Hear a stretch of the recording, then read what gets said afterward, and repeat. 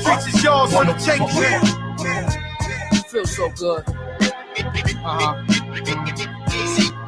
You know to come up, stack, get right, put the gun up, laugh, get nice, split the blunt up, pray blue and whites don't run up, remain humble. You see the change when the rains come through, when all the fame ups your game, cause your name's mumbled. The chicks notice, users like hypnosis, it's ferocious. When broke niggas get focused, the cars come out, bottles at the bar run out. You know you're large when you in car, could dodge a drought, but here's the twist up, with beef and the money mix up, skirts slip up, a few fights, few stick ups, then one little thing just leads to the next, and here come them hot boys to breathe down your neck. Now you gotta back up, flee from the rest, and just a week ago you was free from the stress.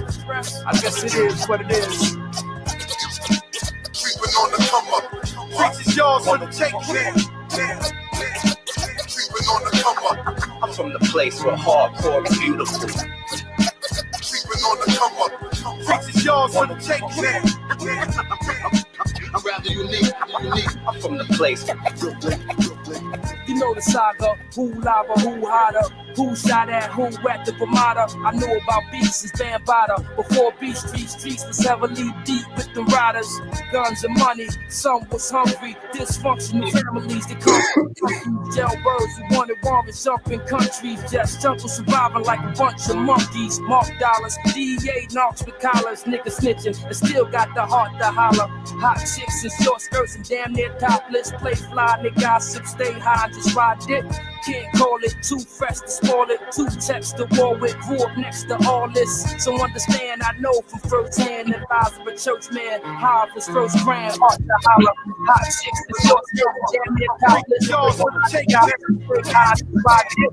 Can't call it too fresh to spoil it. Two texts to war with, grew up next to all this. So understand, I know from first hand the lives of a church man. How of his first grand, heart to holler. Hot chicks in short skirts, damn near topless. Take out every tail high, my hip, whack is more than you, my work is more than you, that's all this, all this, that's all I know,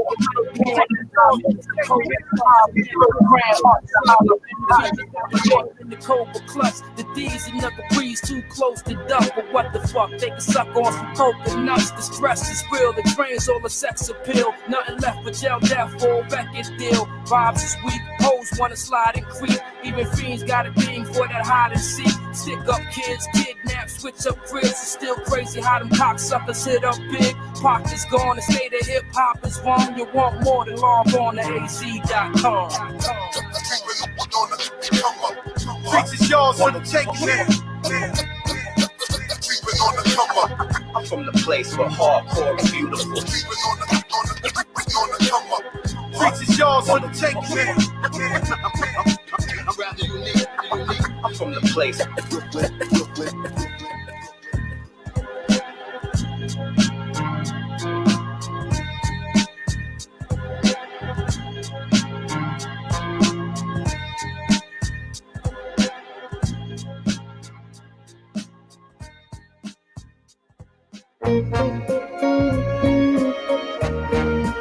Yo, it's the burial ground sound done.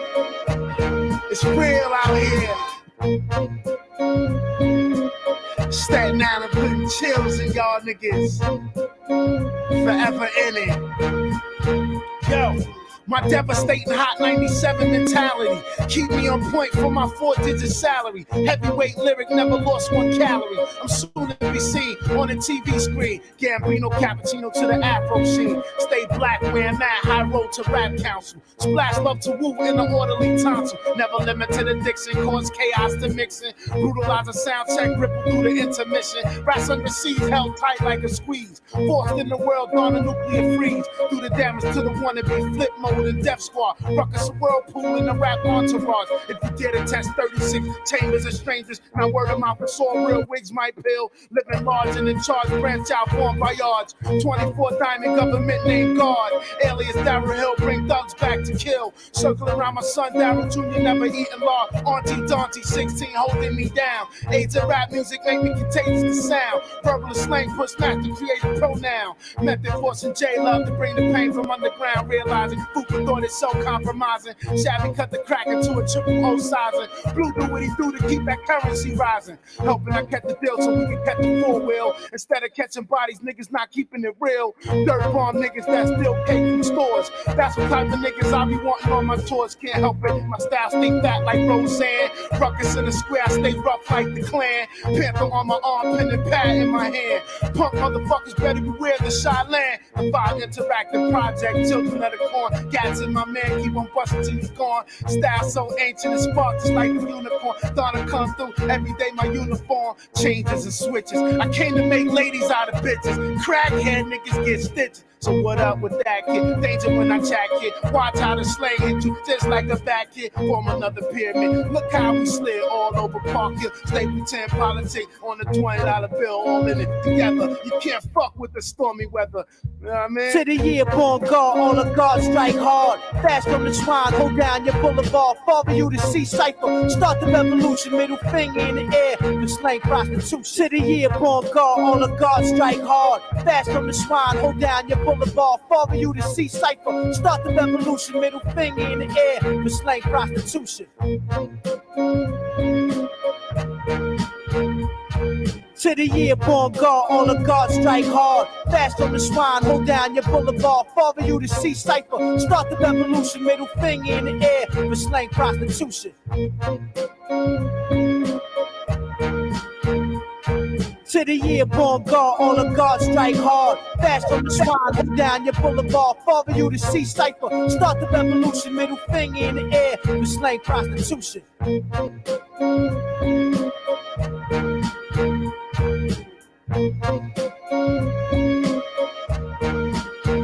To the year born guard, all the guards strike hard. Fast on the swine, hold down your boulevard. Follow you to see cipher. Start the revolution, middle finger in the air. For slang prostitution.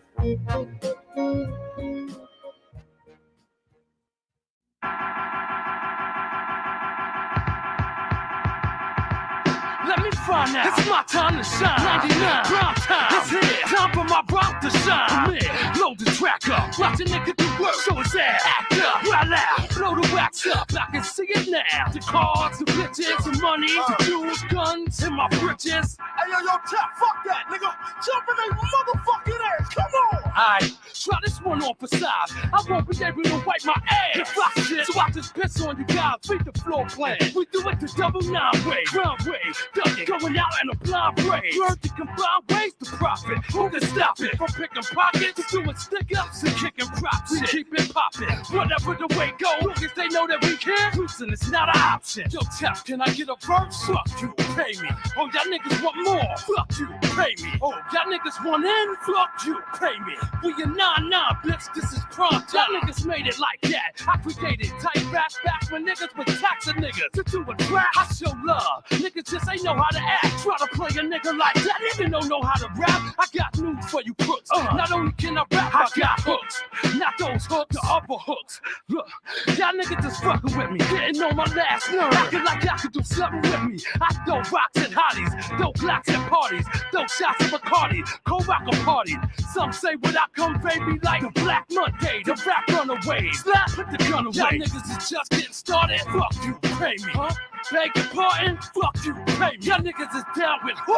Fuck you, pay me. We a 9-9, bitch. This is prime time. Prophet Benjamin, please. I intermin. Sentiment in the half a meeting with Tap, half a meeting with Death. Sleep away, leaking and stress. Fuck out. With his eyes wide open and his tongue stuck out. Y'all motherfuckers don't want it straight up and down. I let my artillery speak from Groundville houses to Tillery Street. Type of motherfucker that's hard to go to war with. Cause I got alliances with the niggas you tour with. So come on, if you got beef with me or MOP, believe you me, I murder your ass. On MTV, you fucking with a lunatic. Gotta put two and you, doing your crew, doing your chick. Fuck coming through in the whip. I'm doing this red-handed.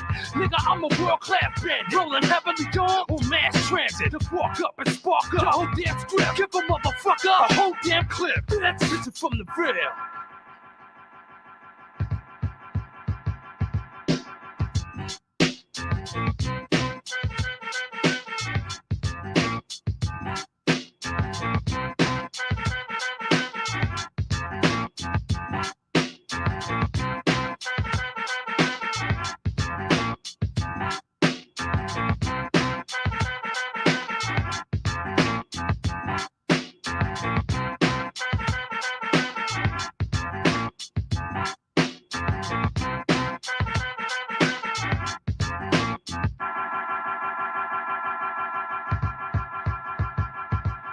sometimes you gotta fast and back. See, niggas know where this shit started. Y'all know where it came from.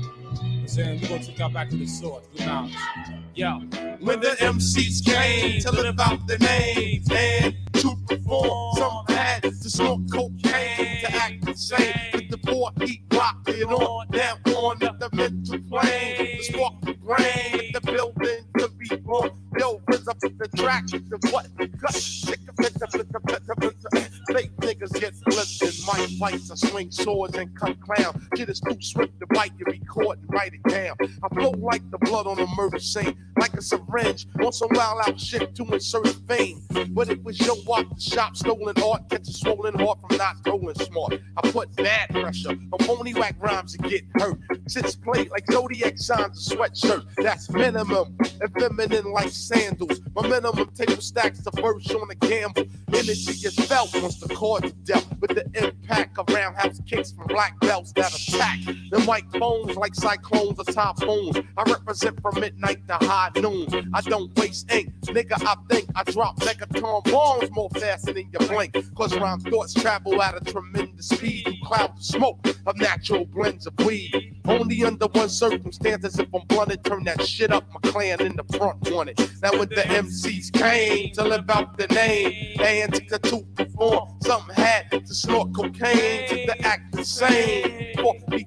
rocking on down on with the mental plane, just to spark the brain, with the building to be born. Yo, the rhythm of the track with the what?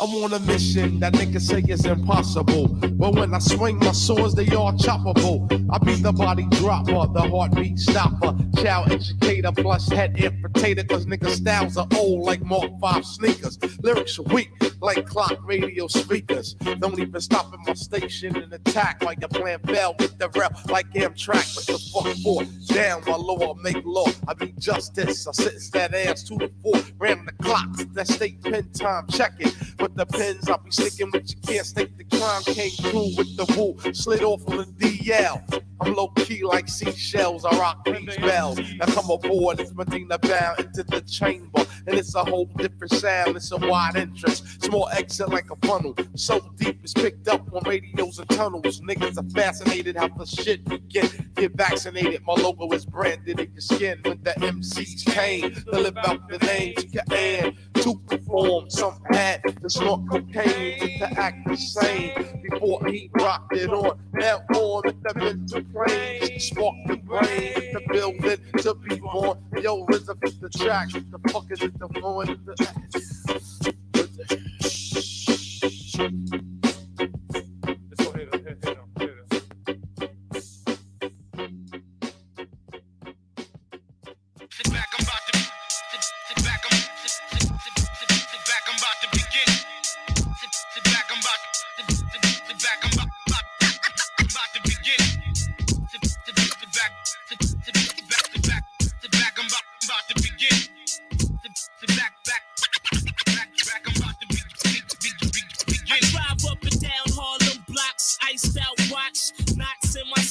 Cops think I'm selling rocks, pulling me over to see if I'm drunk, but I'm sober. They wouldn't fuck with me if I drove it over. Listen, Columbo, you mad because your money comes slow, and what you make in a year, I make in one show. Now you wanna frisk me and search my ride, call me all kind of names, try to hurt my pride. You just mad cause I'm a young cat, pockets dumb fat, talking about where the gun at. I've been there and done that. I'm through with that illegal life, I'm staying legit. I love to see cars come cruising by playing my shit. I walk around with 6 style without a pistol, my whole clique's wild. I'm rich pal, no more sticks, I'm making hits now. I drink crystal, I'm through breaking laws. I don't sell coke anymore, I do tours. So get that flashlight out of my face to bring me down. Them jakes to do whatever it takes. Word up, them federals got my phone and my house tapped, praying that I fall for the mouse trap. I doubt that. Why do I end up in so much shit? I done came way too far to be calling it quits. Jake wanna lock me up even though I'm legit. They can't stand to see a young brother pockets get thick. Hey yo, enough's enough.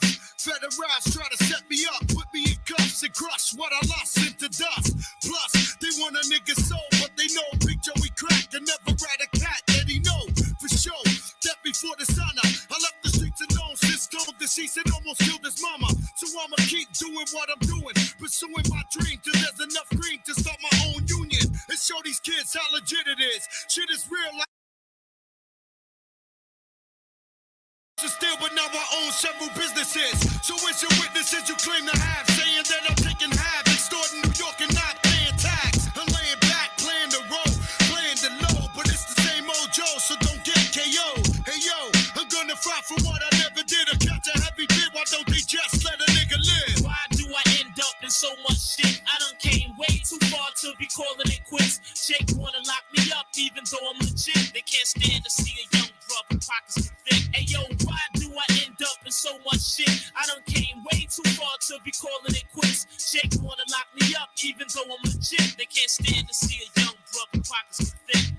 What would you do if a vicious enemy suddenly started coming at you, armed to the teeth and ready to kill you? Told you a long time ago, you fucking little monkey, not to fuck me. Hey, who the fuck you think you going for, huh? Who the fuck you think I am, you fucking cowboy? You wanna go to war? For the half a mil, real, y'all. Taking you on another one. Julio Iglesias. Make it cream like that, nigga. Yo, first of all, son, beat the arson. Many brothers I be sparking and busting mad like inside the dark. Call me dough snatcher, just a brother for the rapture. I hang glide, holding on strong, hard to capture. Extravagant, resurrect the track and it's militant. Then I react like a convict and start killing shit. It's manifested. The gods work like appliances. Dealing in my cipher, I revolve around science. The ninth chamber, you get trapped inside my hallway. You try to flee, but you got smoke right by the doorway. No question, I send your ass back right to the essence. Your whole frame is smothered in dirt. Now how you resting? Well, I'll be trapped by sounds, locked behind loops, throwing niggas off airplanes cause cash rules. Everything around me black, as you can see. Swallow this murder one verse like God degree, then analyze my soundtrack with satisfaction. You adapt like the flashback chain reaction. Some niggas, son. AK's black, bust back like 70 Max. I'm all that. Street niggas knowing my steez black. Raw G, you know he coincide with me, see? Marvelous menace for society. But anyway, let's toast. Champagne thoughts with ghosts. I max the most. Shotguns through the notes. Fuck rap, hip hop for me, York top. Low wears and Tommy Hill fly shit with a knot. The witty, unpredictable live shit. Drive by shit, do or die shit. I take your lying shit. And then you know, I'm running through the P now. Fair. Walk through child was wild. The old lady snitch, but fuck it. You know it, one love, kid. No, I'm not doing a bit. Too much to get for what? The 6 niggas got stuck in the nigga chain was truck. Yo, fuck that. Criminology rap. Sneaker state jet black. Floating in the flies app, nigga.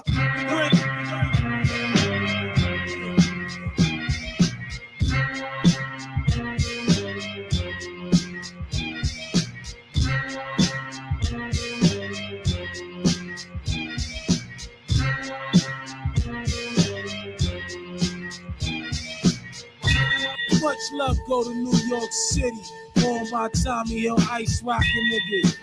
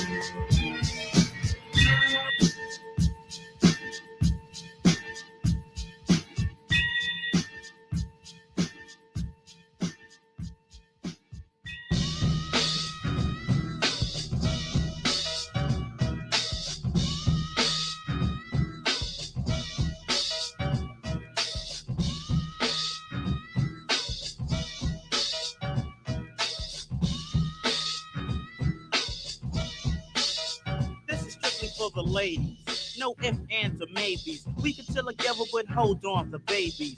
Let's have fun with this. I stand thunderous. Any girl I get, I work wonders with. Most try to step to me, then get upset with me, cause I read them up and down like men through telepathy now. I settle down, but not necessarily. With the girl who wants me for a Cherokee or other things that I have in the background, when I cut them off, they go, oh, it's like that now. Yeah, whatever. Get yourself together, cause ain't nothing changed on finesse but the weather. Trying to go all out, baby, you better sidestep. You want some new stuff that I ain't even tried yet. You might think I'm insane or crazy. Yeah, I know. This is strictly for the ladies. Now girl, step up to this. Now girl, step up to this. Now girl, step up to this. Now, I give a girl more than she's asking for. I take them 18 and up, and that's for sure. So when you're done or you're bored with your stupid zero, contact me and I'll save you like a superhero. Please your needs and get all close to you. And do you right like a man is supposed to do. Knock your boots until I begin to sprout. Give you something to brag to your friends about. After a date, I'm the type to get pissed. When y'all girls want to front on a kiss, I let them know I'm not slow or work late. Y'all front the road. I don't kiss on the first date. Baby, please, don't give me that feedback. Straight up and down, you expect me to believe that? I'll take a kiss or a peck with a tight hug. I'm not the type to go out like a light bulb or go crazy or insane or get fed up. I'll get smooth and fuck your whole head up. Get you open so I could get in your seat. The next day, I might lose my memory. Finesse. Remember last night's action? I don't know nothing and ain't nothing happening. But last night you was kissing and hugging me. Sorry to disappoint you, but it wasn't me. Now she's embarrassed, astounded, and hurting. The fly girl, a whole different person. So see how I dissed her and played her. This to get the odds in my favor. You may think I'm out of hand or crazy. Yeah, that's why this is strictly for the ladies. Now girl, step up to this. Now girl, step up to this. Now girl, step up to this. Now girl, step up to this. Now I'm fast, quick, legit, cause I'm slick. Look for a girl, which one will I pick? Rhyming, writing, I'm excited. I like the short and light, you know, dark and love, short, not chubby. Keep your distance if you are ugly. Yeah. Hiphopcitizen live stream. Digits, calm, cooler. I'm Yeah, the rapper. follow along on YouTube. The rulers keep intact. Stay off the crack. Now if you Follow along on I Facebook. got your back. Mean, strict, don't yell or Check out the comment box try or hard to for the get. link and call in. Soda. I like Coca-Cola. I take my girls 18 and older, not What's the ones up? that are What's young. up? They be acting dumber. They always fronting on their phone. Go ahead and leave a comment 19. Before I was 18, I'm not in the comment box below, I'm just stating that I'm greater. I'm a creator. and your comments put up on the screen just like that. But if you are And if you just want to call in, figure, contact use your cell phone, have a nigga. copy the link, Waiting, converse, now on up. rhyming on a mic like this. Shout out to Carly J. But I can rap longer because I'm stronger. We see you hands up, emojis up. Transformers. I'm not sloppy. I don't get snotty. Live show beginning soon. Is my hobby. Dialect Don't 718. get backer. I get better. See if Diamond, girl in the Davis crowd Pitt. get her. All right. I'll be Dialects in the rhyming green room. and I Dialect 718 step into the virtual green room. I'm no thief and I'm no Waiting on Dave Simonism. Step into the green room from Brooklyn. finished. Now y'all may not like the rhymes that I'm sporting, but practice safe Yeah. because that's important. These are the things that a real brother might say. That check yourself and do things the right way, like that, y'all. Bust the rap, y'all. Now before you have sex, wear a hat, y'all. Here we go now, and that's the end of it. Yo, do these things so you can benefit. Now I'm getting loose with the skills God gave me, dedicating stuff like this strictly to the ladies. Hiphopcitizen live stream. YouTube and Facebook. Now girl, step up. Go ahead and leave a comment in the comment box below. Live chat. Girl, step up to this. Now girl, step up to this.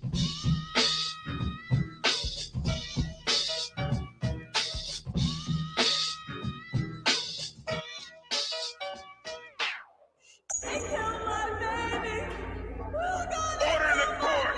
Order in the court! Order in the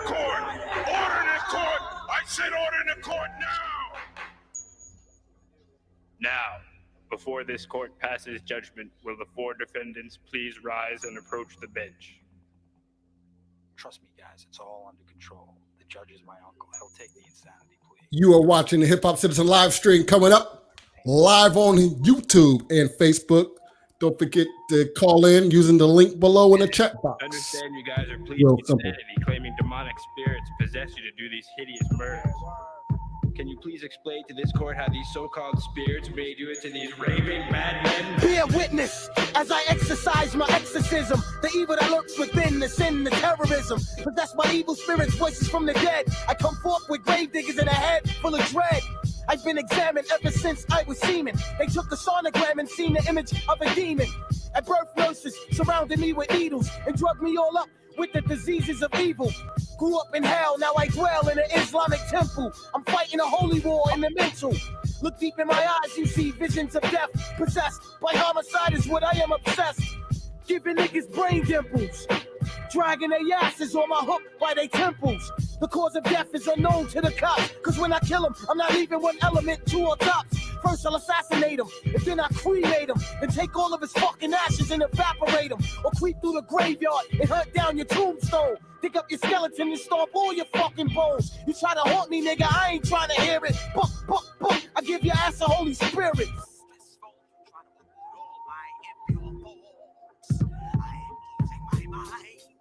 Can you please explain to this court when these problems first began? The year 84, November, day 10, overwhelmed by the wicked inspirations of an evil gen. I realized my ideas has born for 400 years of blood, sweat, and tears. I saw the torture, brutal murder of my father, so my brain became stained with the horror. I'm having reoccurring nightmares of being soaking wet, strapped down to the electric chair. I got tackled with handcuffs and shackles and restrained in the bottom of a holy tabernacle. They gave me nothing to eat for 2 weeks and so my eyelids open so I couldn't sleep. About to die from thirst, that's when the minister quenched my jaws with a cold glass of vinegar. Upon my wounds, they seasoned me with salt and knelt my hands and feet to the form of a cross. Ah! I cried as the blood dripped inside of my eye, refusing to die. Visions of hell tormented my fate, so I chewed my fucking arm off and made an escape. No way, goddammit. I don't believe this shit. Oh no. Oh no. Mataron mi amigo. No lo agarran puta esos puñetes. Mataron mi amigo. ¿Qué voy a hacer? Carajo. Calm down, people. Please calm down. Let us please proceed with the defendant's explanation. Into the realms of understanding and take good heed, and you could bleed while I'm scanning. 3 stages of pure hell, 60 cages of red cells. Shh, raindrops hit the pales. Path is dull and narrow. You stalked by a shadow. I pierced your skull with a fucking arrow. So narrow, only one could enter at a time. Stuck in the center, read the signs. 1,000 doors to choose. You better hurry. Don't stop. Shit is getting hot as a pot of curry. On your right side, there's fire. Your left, deep waters. Watch your step, there's deep waters. What's that coming through the floor? Is a claw. Whoosh, took his fucking ass to the fucking core. Stroll through the dark conditions. I stone you till I see sparks and frictions. I chop you like a coal miner, then combine the drug and mix it with your blood. Some more, I give you some more and watch you crawl. Guts hit the floor, worms exit your pores. I trick you, then I'm quick to syringe deep between my thoughts and bust out your skin. You scream, fortress of inflictable pain. You can't stand, you're up to your hands in quicksand. You're sinking and sinking deep into the earth. Thoughts was possessed since the first day of birth. My mental says it's my turn to possess the matter. Stab you with a dagger up Jacob's ladder. Thoughts become shattered, confused and tragic. Fiery thoughts of grave diggers. Guilt.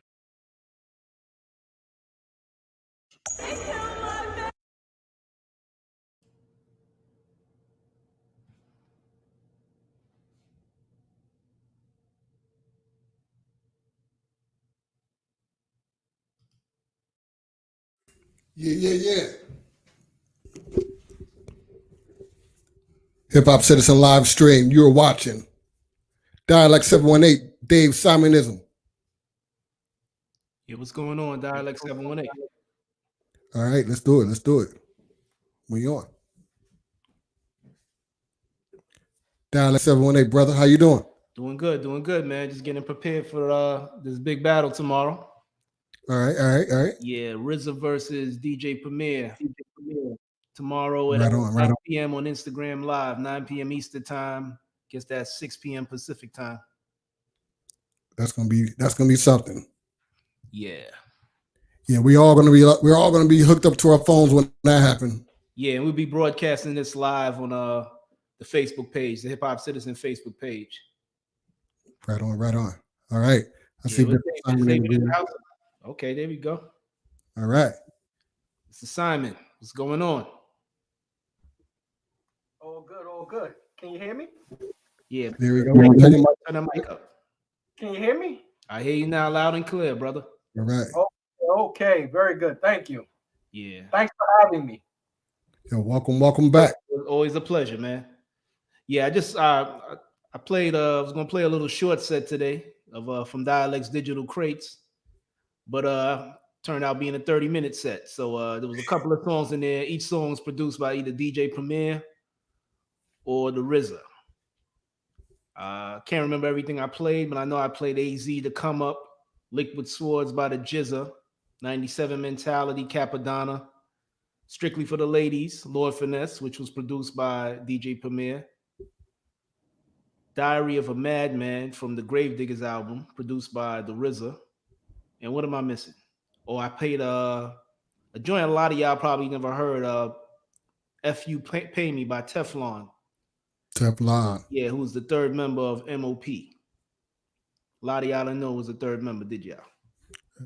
Did not know. Yeah, and I also played, I think I played The Enemy from Big L, the late great Big L, and Fat Joe, produced by DJ Premier as well. Yeah, you definitely dropped some gems there. I know it may have been a little bit too much for those born after 1990, Dave, but definitely a great selection. Hey, man, I'm always here to educate as well as entertain.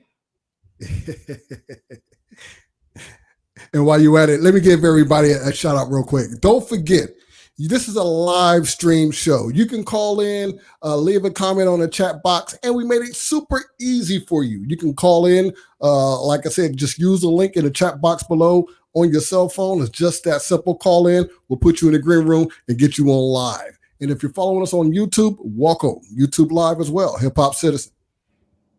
Yes, sir. Mr. Simonism, you got the shades on you, man. Your future's so bright, huh? Yeah, man. You know how I do. I'm incognito. Yeah. How's New York? How's Brooklyn doing out there with the virus from China? Okay, we doing better than they expected. You know, we reached the peak in the middle of the week, and we're hoping that the curve is now on a downward spiral. You know, hopefully we can start living our lives normal again. I don't know if there is a new normal or if we can go back to the old normal, but some sort of normalcy is what we're looking for out here. Yeah. In Dialect, you should be happy to know that those coming out of Atlanta, coming into Texas or New York or Detroit or Miami, you're going to get stopped by the Texas State Troopers at some point. I don't know why they selected these cities, but I have my druthers. Yeah, I think they selected those cities because, I mean, I check the numbers every day, and those cities, the numbers are pretty high as far as cases and deaths. So those states are just trying to make sure they keep their numbers down. So, yeah, they got the roadblocks up. So one way to look at it. Yeah. So what's up? It's a military lockdown right now. Something that I have never experienced in my life, even during 9/11, when the National Guard was pretty much controlling the streets. It wasn't like this. People are actually living in some serious fear right now. Oh, anytime you close the borders, you know that it's definitely a serious type of thing. So yeah, no doubt about that for sure. Yeah. So Dave, when you say it's on lockdown, people can still go outside and ride the trains and go to work, but it's not like a mandatory thing, is it? Well, actually, the MTA service is on a holiday schedule. The stores are closed at 8 p.m. it's well, where I live in Brooklyn, it's actually Passover. So I live in a predominantly Jewish community, and so it's been really quiet for the last 48 hours, 72 hours. I don't know when the holiday actually began. I think it was Wednesday evening. And between that and the mandatory stay home, or I don't even know if it's mandatory anymore. It might be just highly suggested.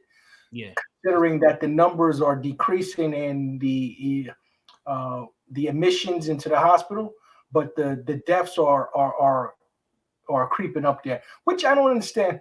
I was talking to someone. I don't know if it was one of you guys. I was saying, what are we supposed to fear? The cases or the deaths? You understand what I'm saying? Because what are we determining? What is the determining factor? Is it the cases? Because there's millions of cases, but the deaths are in the tri-state area. 10,000 is relatively low compared to what they had projected. I can tell you, I can't speak for dialect, but I can tell you what I fear. I fear $100,000 medical bill. And knowing that your insurance is probably not going to cover that. I've talked to a lot of folks online, and they'll argue with me, and they'll say, well, I have government insurance. And I'm thinking that's a joke, because, all these celebrities that are, proudly, proclaiming that they've tested positive, they don't have government insurance. I can guarantee you that. No, and they reluctantly, the administration, to allow people to go back into the Obamacare package or insurance plan that would have allowed individuals to not be solely responsible for their the health care, which, a person that spent some time in the hospital here and there, you're in there for days, and sometimes you'll be under some medications where you don't even know that you go in on a Monday and you wake up, it's Friday. You understand what I'm saying? And that kind of stay almost costs as much as the Ritz-Carlton. Wow. Did they put you in Bellevue for that? Is that a Bellevue stay? I've been in Bellevue, but the majority of the stays I've recently have been in New York, Brooklyn, Coney Island Hospital in particular.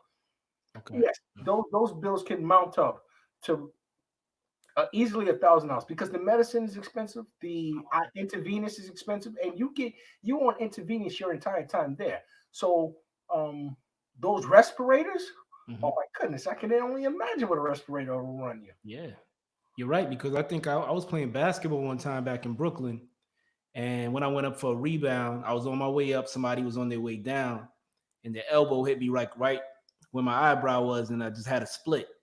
So I had to get probably 6 stitches. And that bill was over like $1,200. And I'm like, damn. And I know somebody who they charged them $800 and all they did was give him aspirin. Jesus. But it's a very expensive aspirin. Huh? I don't know if it was for the aspirin or for the little treatment or the talk with the doctor, but that was crazy by itself. But hopefully everything changes, man. Now the weather's getting a lot warmer. Hopefully that should, I don't know much about the virus. Hopefully that should probably slow it down. I'm no doctor, don't work for the CDC. I just want things to get back to some type of normalcy, Absolutely.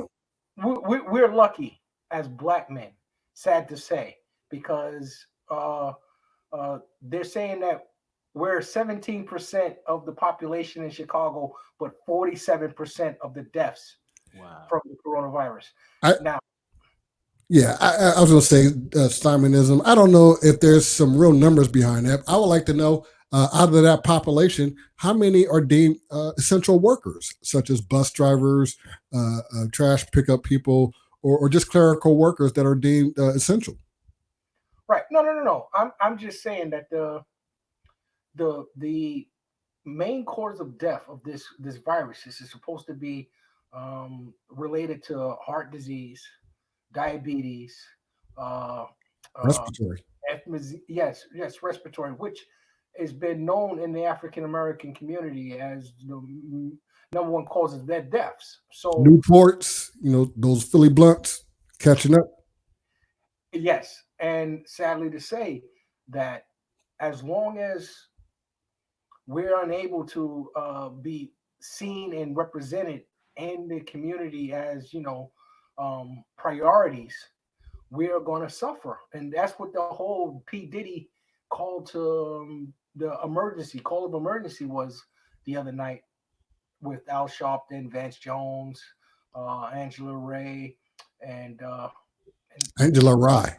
Angela Rye, thank you, and a few other individuals. And they were discussing the statistics that they were actually had numbers. Milwaukee, Illinois was the main two culprits that were brought up as far as the African American community suffering.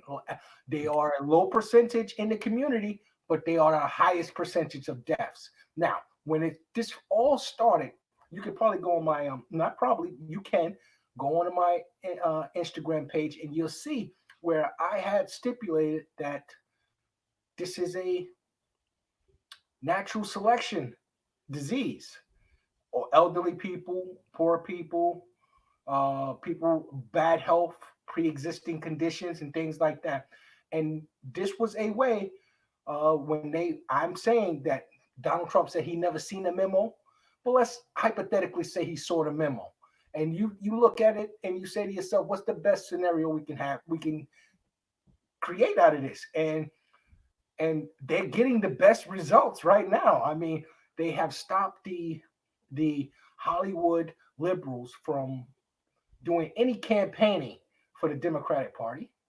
They have stopped all of the sports billionaires, millionaires from possibly making their entire fortune that they would have gotten this year. So, there's certain little aspects that this virus have actually propelled the grand old party. There you go. And also, I think Bernie Sanders dropped out this week, right? If I'm not mistaken. That's correct. Yeah. Yeah. Well, yeah. I'll reserve comment on Mr. Sanders. I understand. I like chicken, though. You like the colonel, not the president. Oh, my bad. Yeah.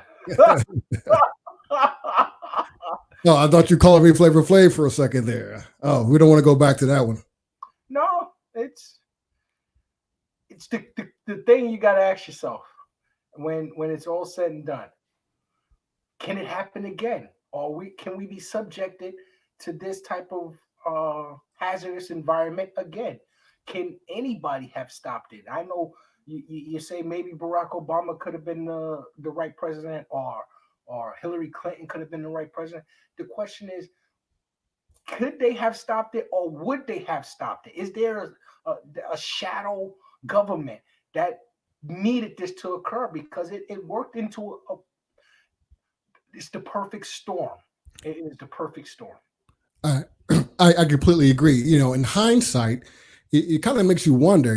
Everyone's been buying guns and everyone's been talking about missiles and aircraft carriers going by. Kind of makes you wonder if, as a humanity, have we been preparing for the wrong enemy? All of a sudden, the guns and your nuke bombs doesn't matter because it's the enemy that you can't see. Right. I do you one even further. If you ever been in a geology class or taken any course whatsoever to deal with the population on this earth, what is the number one thing they say? We are overpopulated. You understand? And to save themselves, these governments, I believe, were complacent or some sort of reluctant to actually stop the virus. It worked to everyone's best interest. That is that 1%. They were talking about the way that the world is set up right now, how only it's irrational. It should be illegal that only 1% owns the majority of the wealth of the world. So absolutely. It's completely amazing, unless you're that 1%. Right. And they're protecting themselves. They have done. That's what I'm saying. Who's to say that the superpowers to be and didn't say, you know what, we the 2 trillion that it would cost us to give stimulus packages to individuals is still be less than what it would be if we allow these people to suck up the Medicaid, suck up the medical care. Yeah, Medicare. Well, there is one good thing I can say, or there are some good things into this. I mean, when you look at the stock market, I mean, there are some winners in the coronavirus pandemic, if you will. For instance, the founder of Zoom, or one of the creators from Zoom, he's made a reported $4 billion over this break. What do you think about that? Even with all the Zoom bombing that we fell victim to last week. Oh yeah, so there you go. Yeah, so you're gonna bring that up, huh? You're gonna bring up the fact that we had some punk hackers that try to hack us. Yeah, are we going there now? They came up on our screen. I was so happy, like my face lit up a little bit. I was like, oh, we got callers, and it was like 8 of them that came in all at once, and I was so happy. Then one guy comes up there with a swastika in the background. Another guy's pulling the diversion, talking to Don Juan about he's from California and his name is Trevor. While the other guy tries to share the screen, and then when I look up at the tab, it's a whole bunch of tabs that say Pornhub. So I was like, okay, he's about to bomb us with some pornography. So I ended the meeting right away. Oh, because I was wondering why you just didn't mute him. Because you're good with the mute button. I am, but you know what it was? Since that was our first broadcast.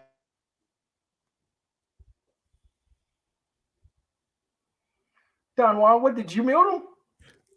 What did I say it again, Dave?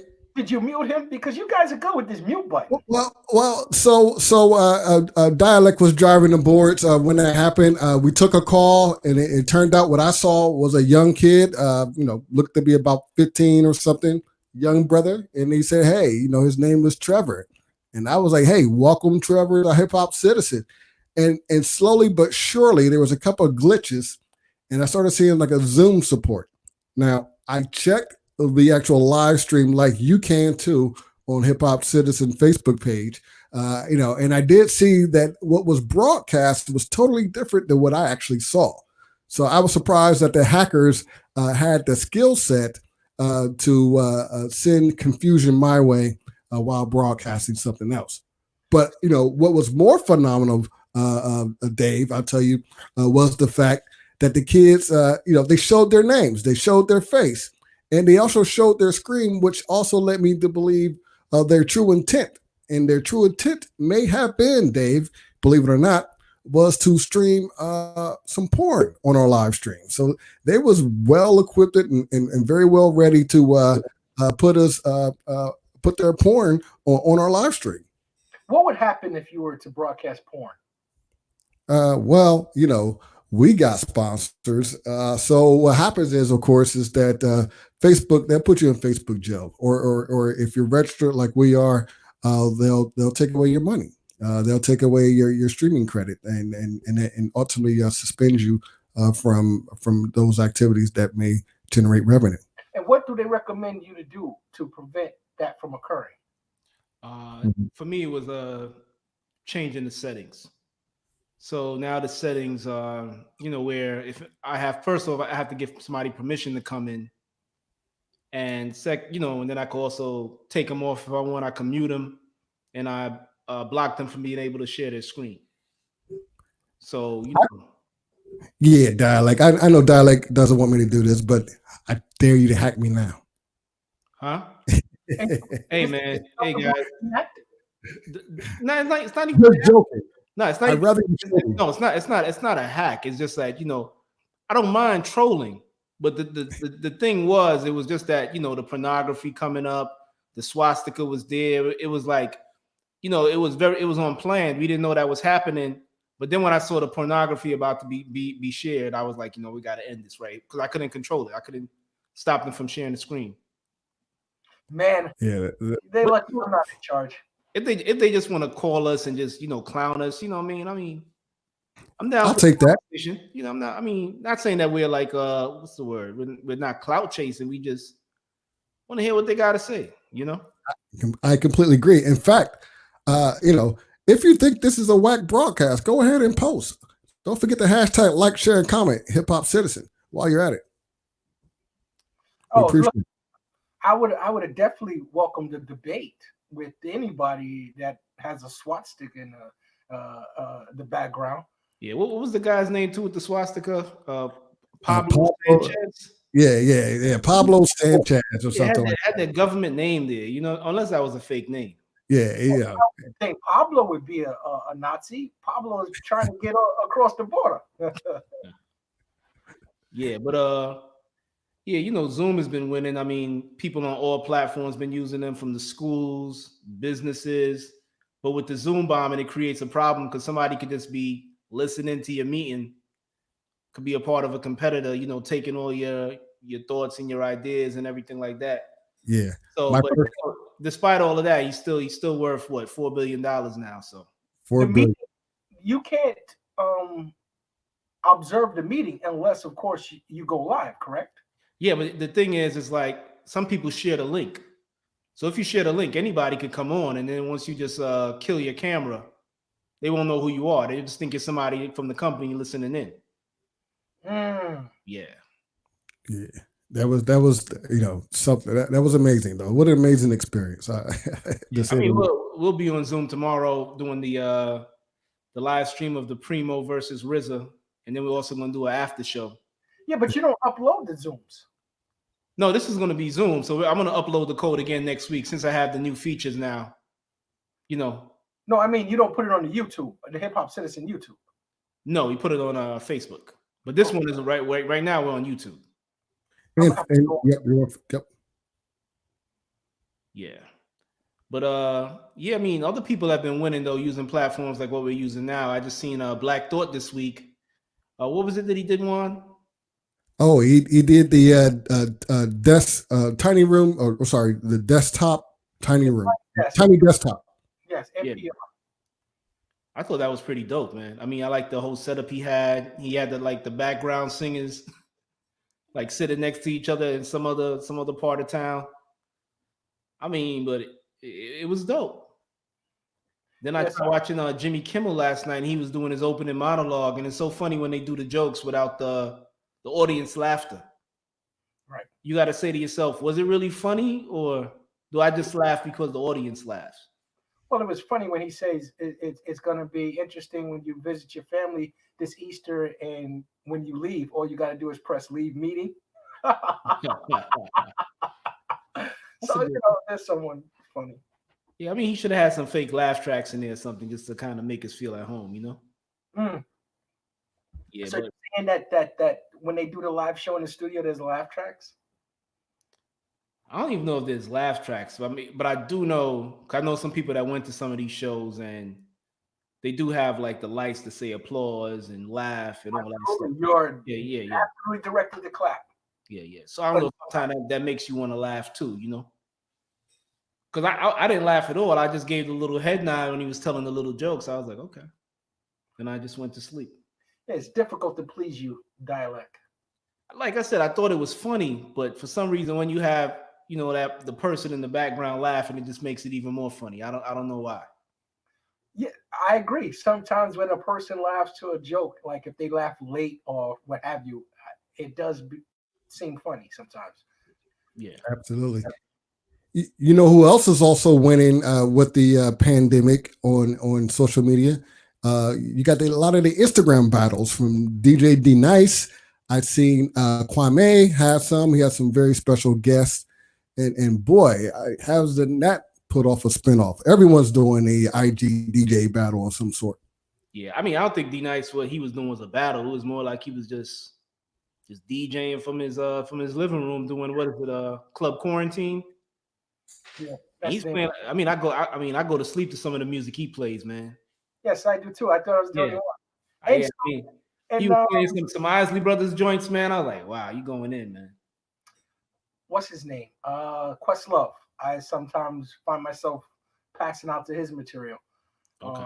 And he gives real in-depth information on the songs, all the way back to Teddy Pendergrass as Teddy Pendergrass as a drummer. drop the sticks in a particular song. It was a very fascinating week. Yeah. Teddy P was that dude, man. You know, he was people for a long time thought he was Harold Melvin. Because you know he was one of the singers on Harold Melvin and the Blue Notes. But he sang most of the Well, he was the so people thought he was Harold Melvin, but he was just the drummer. You know, I mean, not even the drummer, just like a guy within the Blue Notes. Right. Yeah. But Teddy P is a legend, man.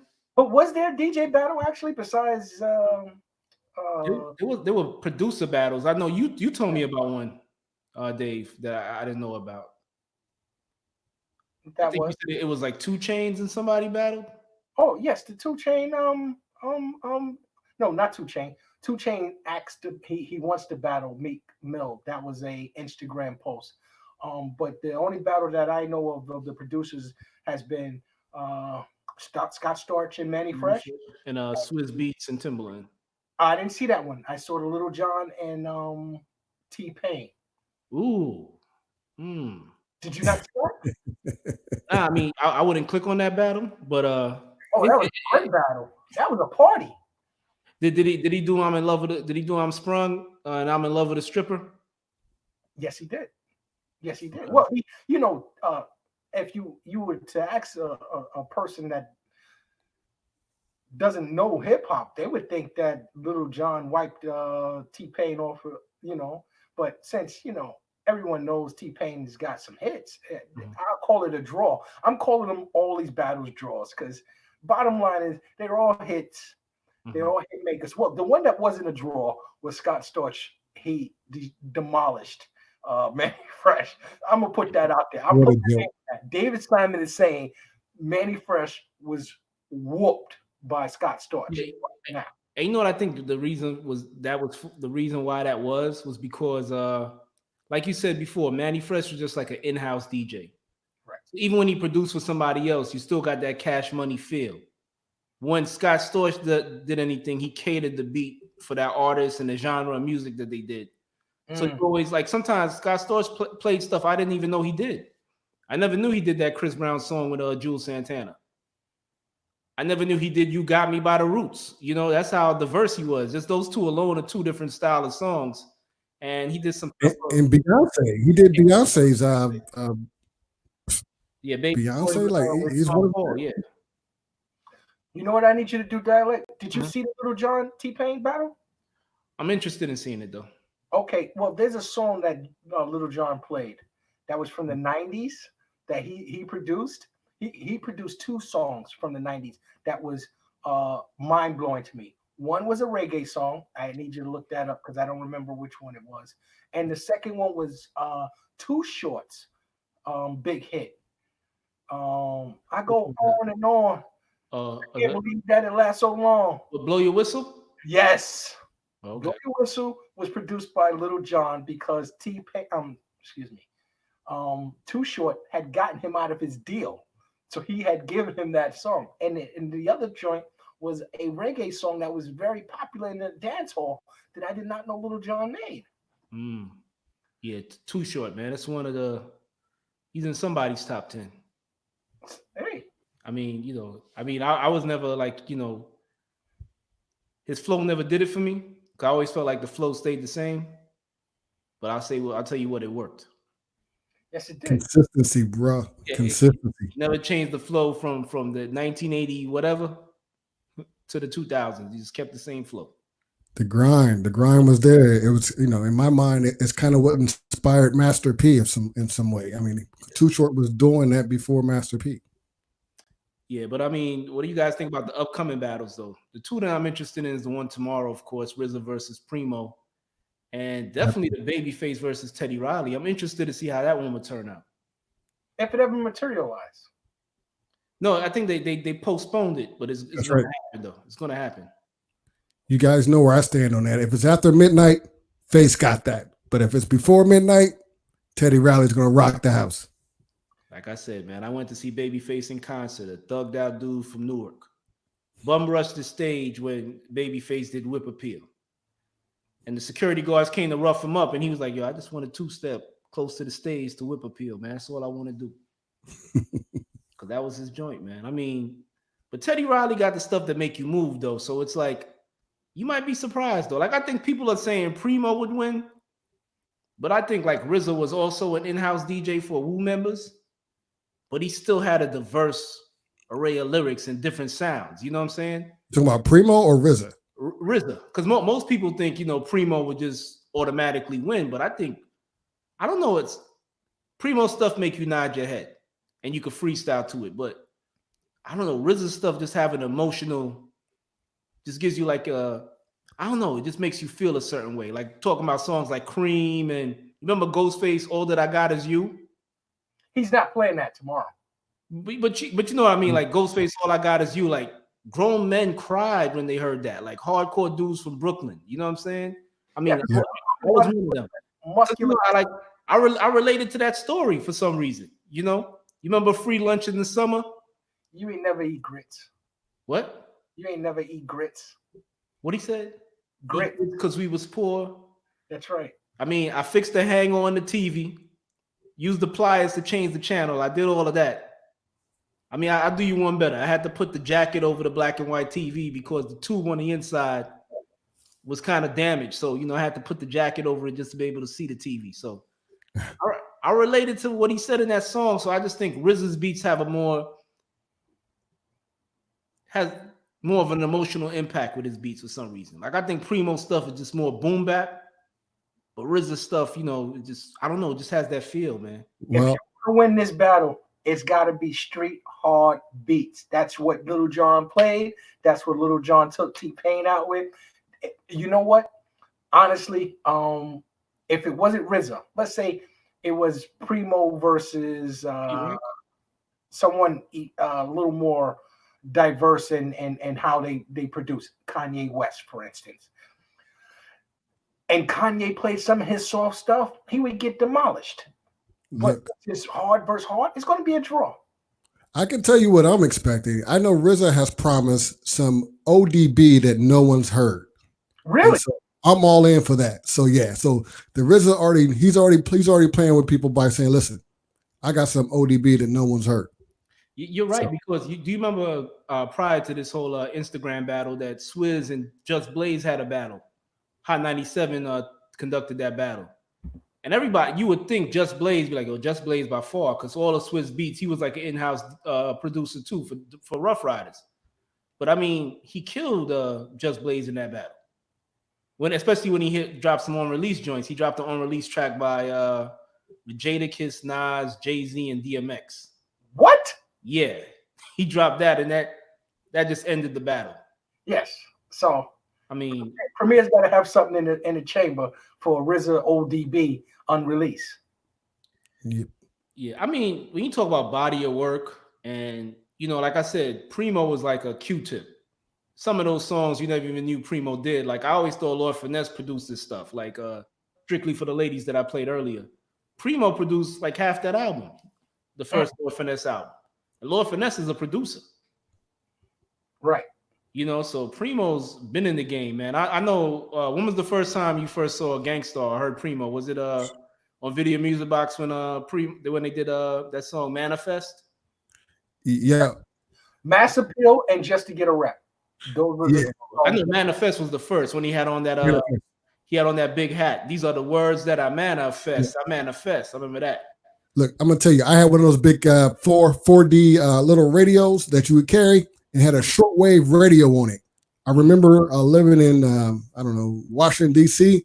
and on my shortwave radio, I picked up this station in Albuquerque, and they were playing Manifest. And I remember thinking like, "Yo, what the hell's going on in Arizona? They got that real shit." And it turned out that was Gangstar. I was like, "Yo, that shit is live." I thought they was from Arizona.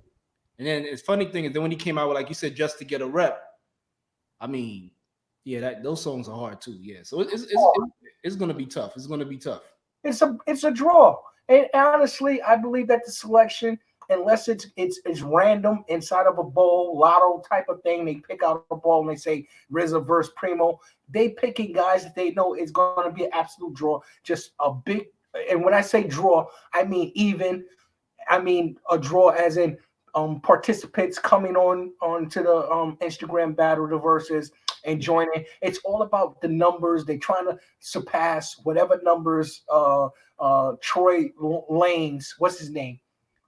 Tory Lanez. Tory Lanez does in the prior week, and I think his latest claim is that he had 500,000. So they're trying to get guys that can outdraw Tory Lanez and what he's doing with that Quante. What do he call it? He doesn't call it quarantine. He called it Quante Radio. Quarantine Radio. Yeah. He's got a Canadian accent that makes it funny when he says quarantine. Look, I can tell you why this battle seems to be this one catches more attention than others, because I think this is really a interesting battle. I mean, this is the battle of the street creds, if you want to call it that. I mean, from an IG perspective, because both of these lay claim to the underground. You know, saying that the underground hip hop. They play that music that was thumping that doesn't get no airplay. You know, and this is going to be a real good one. I think you can't help but not to turn in. And I can tell you by Monday morning, we'll all be Monday quarterbacking talking about that battle. We'll be actually Saturday night main event. Yeah, man. Yeah, we'll be broadcasting that live. And another thing I forgot to mention about Primo that I think he brought into the game was scratching other people's lyrics and putting them on the hooks for people's song. You know, it's like I think he was one of the first guys to start doing that. Like when he started. Yeah, but I mean, Primo did it at such a crazy rate. Like when he did for Group Home, leave it up to me what I be living proof. Life is a shorty, shouldn't be so rough. You know, it's like even for Nas is like a rebel. My poetry's deep, I never fell. You know, he just mastered the art of doing that on the hooks, you know. So Take It Personal is it's cut up pretty good too. It's got I forgot about that one, man. Multiple songs in it. And that beat is crazy too. Yes. You know who produced that directed that video, right? Ralph McDaniels. Lionel Martin. You know who that is, right? The notorious other guy on Video Music Box. Remember, I was like, "Hi, I'm Ralph McDaniels, and I'm the Vid Kid." Yes, the Vid Kid is Lionel Martin. Yeah. Oh, you taught me something, Mr. And then he went on to, like, I guess he did that video for Boys to Men, Bended Knee. And he pretty much left that whole New York hip hop scene alone after that, you know. We all trying to get out. Yeah, but also a guy who was pretty big on directing early hip hop videos, you know, was Ralph McDaniels. Yes. Yeah, we never knew that. So I mean, I'm pretty sure some of those Gangstar videos he directed. I'll tell you one video last night. I was watching his live stream actually. I caught a piece of it, and he played a video that he discussed that he directed. It was Ice Cream. Raekwon. Yeah. You know what's funny is because Video Music Box, you see MTV, I guess they had to give credit to the director. Like it'd always be the song title, the artist, the record label, and then it'd be directed by. And I would never look at that stuff until Hype Williams came into the picture. But now when I go back and look at those videos like Cream, you realize Ralph McDaniels did all those videos. Yes. In the early days. And never when he introduced the video on Video Music Box, he never said, "Hey, that was me that directed that video, by the way." I found out last night? Yes, last night. And now we're talking about a song that is 26 years old, 25 years old. Quality video. And the thing is, MTV didn't want to give him a job. You know that, right? He went to MTV first with that idea for a rap show. But they didn't want to do anything with it. But then when I think it's Ted Demme came along, and it was like, "Oh, that's a great idea." Oh, they gave the show to Ted Demme, which was MTV Rap. Your MTV Raps, and the person that Ted Demme went to summer camp with when he was small was Ed Lover. Interesting. So that's how that came about, huh? That's how that came about. But Ralph McDaniels been approached them. But you know, MTV, their stance back in the day was they weren't going to play any black videos. I don't think it was black as much as it was hip hop in itself. Yeah, correct. You know, it was the black genres. Right. R&B. They weren't going to play any R&B, any disco style music. It was mostly like punk, because I think the first video from an all black group that they played was probably Musical Youth. Well, wait a minute. The Dutchie. Hold on. Michael Jackson and Prince are black.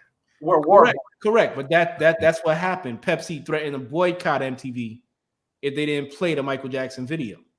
Okay. That's when all of that was done. Pretty right. much. Right. Yeah, Mike didn't even go on MTV in the beginning. Mike couldn't get on MTV. Yeah, so just remember, Ralph McDaniels did approach them. And here's a guy who has like directed videos and had all of this hip hop footage from the New York hip hop scene. I even think he had footage from that that big tour back in the day with Run DMC, the Fat Boys, UTFO.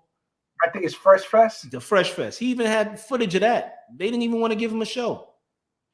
But then, you know, Ted Demi comes to the show now, and then Fab Five Freddy has it. And, you know, I mean, I just feel like he he deserves a lot more credit than he gets in hip hop, especially the New York hip hop scene. If it wasn't for him, you know, he inspired so many young kids just off of watching his video show. Yes, as far as what do they call them? VJs? Correct, as far as VJs goes. And the thing, Juan, it's like he wasn't on a regular channel. I'm talking about, do you remember when you had to go to channel 13 and there was a U after 13? Then you had to go to the other dial and turn it all the way to you had to turn it all the way to 31. Yeah, then you had to get the hanger just right. You have to get the hanger just right so you can get that clear reception. But everybody will watch that show religiously. Hold on. What direction to point the hanger into to get the perfect reception. I remember doing that dialect. I did that to the Glow Girls of Wrestling. All right, but anyways. Yeah, I remember that show. You got to give the guy at Hot Tracks a little bit of credit as well. Because what he was doing, did you watch Hot Tracks? Hell yeah, that's when I first saw Lisa, I Wonder If I Take You Home. That was like late at night that would come on. I remember that one. Late Friday evenings, Hot Tracks would come on about 1 o'clock on Channel 7. Oh, I remember. Yeah, so you got to give him a little credit as well as promoting urban hip hop, urban music, black videos. But the thing with Ralph McDaniels, man, it's just like the hip hop artist that he broke on that show, man. It was like he was kind of like he was to mainstream rappers was Stretch and Bobbito were to like the underground rappers. Because Stretch and Bobbito broke everybody from Wu-Tang to Nas to Notorious B.I.G. And then after they blew up, then people like MTV and everybody picked up on them. And Video Music Box as well. Yeah, so these are pioneers, and the funny thing is some of them did it because these were on public access channel. They weren't even getting paid. Yeah. Well, that was a college station. WK Stretch Armstrong Bobbito was on. WKCR, Columbia Radio. Right. And the funny thing is they weren't getting paid, and you know how much Ed Lover and Dr. Dre were getting paid from MTV when they first started? They're doing it for free, weren't they? A whopping $500 each. Ed Lover had to keep his job as a security guard while all of that was going on. Wow. Yeah, I can see that. And it wasn't until they got Leor Cohen as a manager that they got a salary of $250,000, I think, after 2 years. See, Dave, living in Brooklyn might have some advantages. Get to know your neighbors. What do you mean? He said Leor Cohen, and you just mentioned earlier where you live, so he said get to know your neighbors. No, they're not looking for my age group. They're looking for somebody coming out of college that they can pay $250 to, because the budgets are small now for these programs.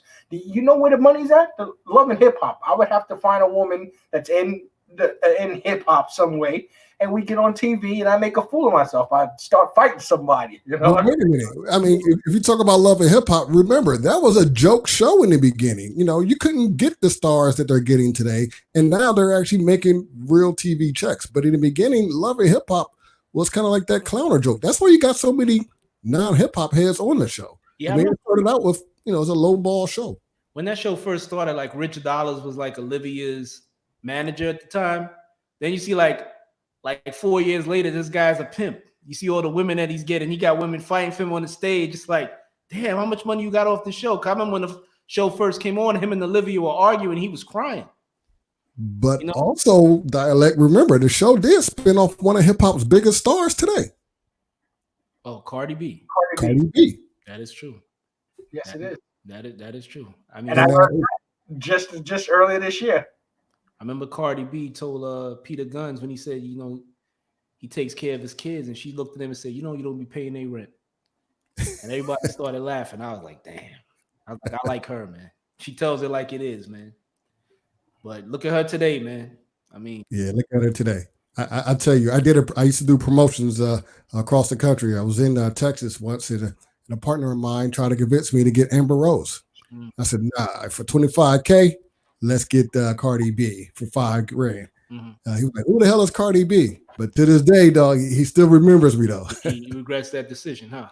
I'm sure he does. But it was like like I knew who Cardi B was because I watched the show. You know, but it wasn't until recently when I heard people saying that Cardi B's music is dope. I was like, what, the chick from Love and Hip Hop? But yeah, I mean, look at her today, man. I mean, she's one of the biggest out there, you know, one of the biggest, no doubt. Yeah, man. So what else has been going on in hip hop news? I mean, your boy Lil Yachty, man. I mean, this guy, he's so super successful now that he could make somebody drink urine on Instagram Live. That is something for $500. that is 500.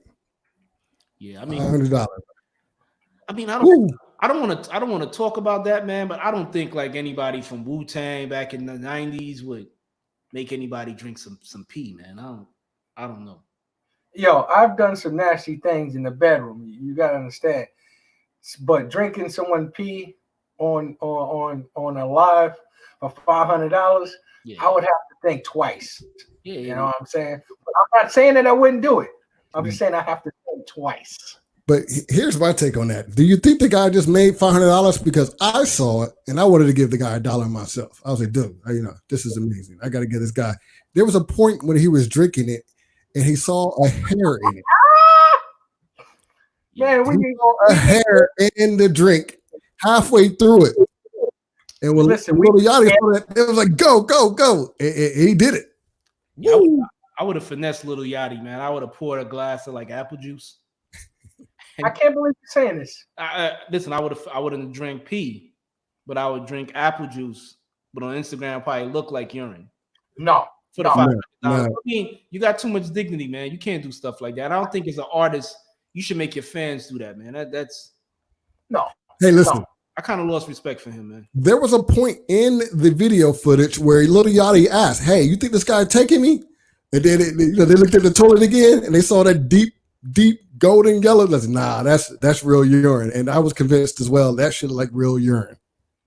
I can't believe Dialect would say that he would pose and not be authentic with that scenario. I'm saying, okay, well, I mean, I didn't say if it was me. I'm saying if I was that guy, I would have finessed Yachty and said like, you know, hey, I'm drinking pee. But then when the phone went off, I'd have said, hey, man, I was really drinking apple juice, but I got $500 in my Cash App. No, you got to drink pee for real. If you want the money, you got to drink pee. That's what it was. I'm surprised Lil Yachty had it in him. I didn't think Yachty had it in him. I didn't think he had that fucking. I didn't know he had that gangster in him. You know what I'm saying? I thought I didn't think Lil Yachty was like that. I thought it was good for me to see a different side of Yachty. I mean, music. I mean, I was defending the dude, man. You know, because I mean, you know, his music sounds a little weird. I saw the one he did where he was like, what is it, rich like Oprah or Oprah bank account or something like that. With Drake. When he dressed up in drag. When he's dressed up like Oprah but looks like Cheryl Underwood from the talk. But he did look like Cheryl Underwood, actually. He missed Oprah. He missed Oprah all the way. He played the role pretty good, you know. But who else was in that? Drake was in it. Drake. And Drake called him what? Little Yachty. And then the Baby was in it. That's David's favorite artist. The Baby was in that song too as well. How you gonna say the Baby's my favorite artist? I have two, Little Baby and the Baby. Okay, one of your favorite artists. Yeah, but I just thought, but Little Yachty's part in the song, I was like, I don't know if people seeing this guy, man. I mean, I try to give him a chance, but like, I don't hear any lyrics. You know what it is? Dialect. It's that Sprite commercial. You remember the Sprite commercial with Lil Yachty? I remember that Cold Like Minnesota. I love that song, Cold Like Minnesota. That's a real song. And then in the video, he's on that the ice machine that they prep the ice right before a hockey game, and he's driving around in that vehicle, and he's like, Cold Like Minnesota. Cold. I'm like, this is the dumbest song I ever heard in my life. You know what I'm saying? And he's like, I don't eat pork and grinds, but I eat pork grinds. I'm like, what? Hilarious. I mean, but this right here, I mean, I try to give him some credit, man, but I just thought this was pretty low, man. I mean, to make your fans do that, man, just give the guy $500 for reciting some of your lyrics. Dialect, you know what? Sorry, Dialect, but you know what I always say? I would never make any of our fans drink urine. But what I would say is go ahead and call us live. Use the link below in the Facebook chat box, or if you're on YouTube live, go ahead and leave a comment. Call in live. We're taking comments. What are you thinking about? Call in. What do you think about that? How much would you pay? What's your price to drink some urine? I mean, everyone has a price. Listen, there's been wacky stuff done on radio programs all over. And I remember one time the professional wrestler named The Rock. You know him, Dwayne Johnson. He was on the Howard Stern show, and he threw baloney on some female's ass. You understand? So there are all sorts of hijinks that go on broadcasts. Drinking urine, I think, is tame compared to some of the things that have occurred. Drinking urine is tame. Simonism. I mean, this I don't know if you guys saw Better Call Saul this on Monday. Did anybody watch the show? No, I'm still on episode 7. Please don't spoil it. I would love to see it. I've been waiting for it since Breaking Bad ended, so I haven't seen it yet. You haven't even seen an episode. Haven't seen an episode yet. I'm not. I don't like spoiling shows for anybody, so I'll just change it. And this was episode 8, so I'm 2 behind. Oh, we're up to 8 already? Yeah. No, this is season 5. Yeah, man. This is you way behind. This is like the 5th season. Oh, I'm way behind. Oh, okay. Sorry. Then go ahead. No spoiler here. Did you see the whole all of Breaking Bad? Yeah. I caught up with it late. I was one of those guys that had to do a binge watch over the summer and caught up with it. And was glad when it was over. And I hate binge watching shows, by the way, now. Favorite character on Breaking Bad? Gus Fring. Of course. Gus Fring is my favorite character, man. Who's that? Los Pollos Hermanos, the owner. Oh, yeah. Gus. Yeah, Gus Fring, Gustavo Fring. Yeah, Gustavo. Yes. Oh, now, my favorite character on Breaking Bad was the guy with the bell, nephew, Tico. Oh, you talking about Salamanca? Yeah, Salamanca's nephew. That guy. You talking about the very first nephew? Yes. Was it Tuco or something like that? Tuco. That was good. He was good. Yeah. I like the ones that was working for what's his name? Heisman's boy. Jesse Pinkman. Jesse Pinkman. Oh, you mean Badger? Yes. Badger and Skinny something. The other guy, I forgot his name. Yeah, those guys. There was the heavy set Latino one that was down with him too. Did you see El Camino? Horrible. I liked it. Really? Gave me closure today. I think it completely. Gave me closure. All right. So is there any other hip hop news? Well, what do you think about the 2 Chainz Meek Mills? Are you interested in seeing that? No. Okay. Nah. Negative. Not here at all. But I'm pretty sure there's millions that do. Who are you interested in? I'd rather watch The Baby versus Lil Baby. Finally, we get some. Oh yeah, another topic. 2 Chainz said on that song "Mercy." I think I should pull it up and play it. That he killed everybody on that song "Mercy" on Kanye West's album, and that song featured Little Sean. He killed. I said Little Sean. My bad. Big Sean. No, Sean.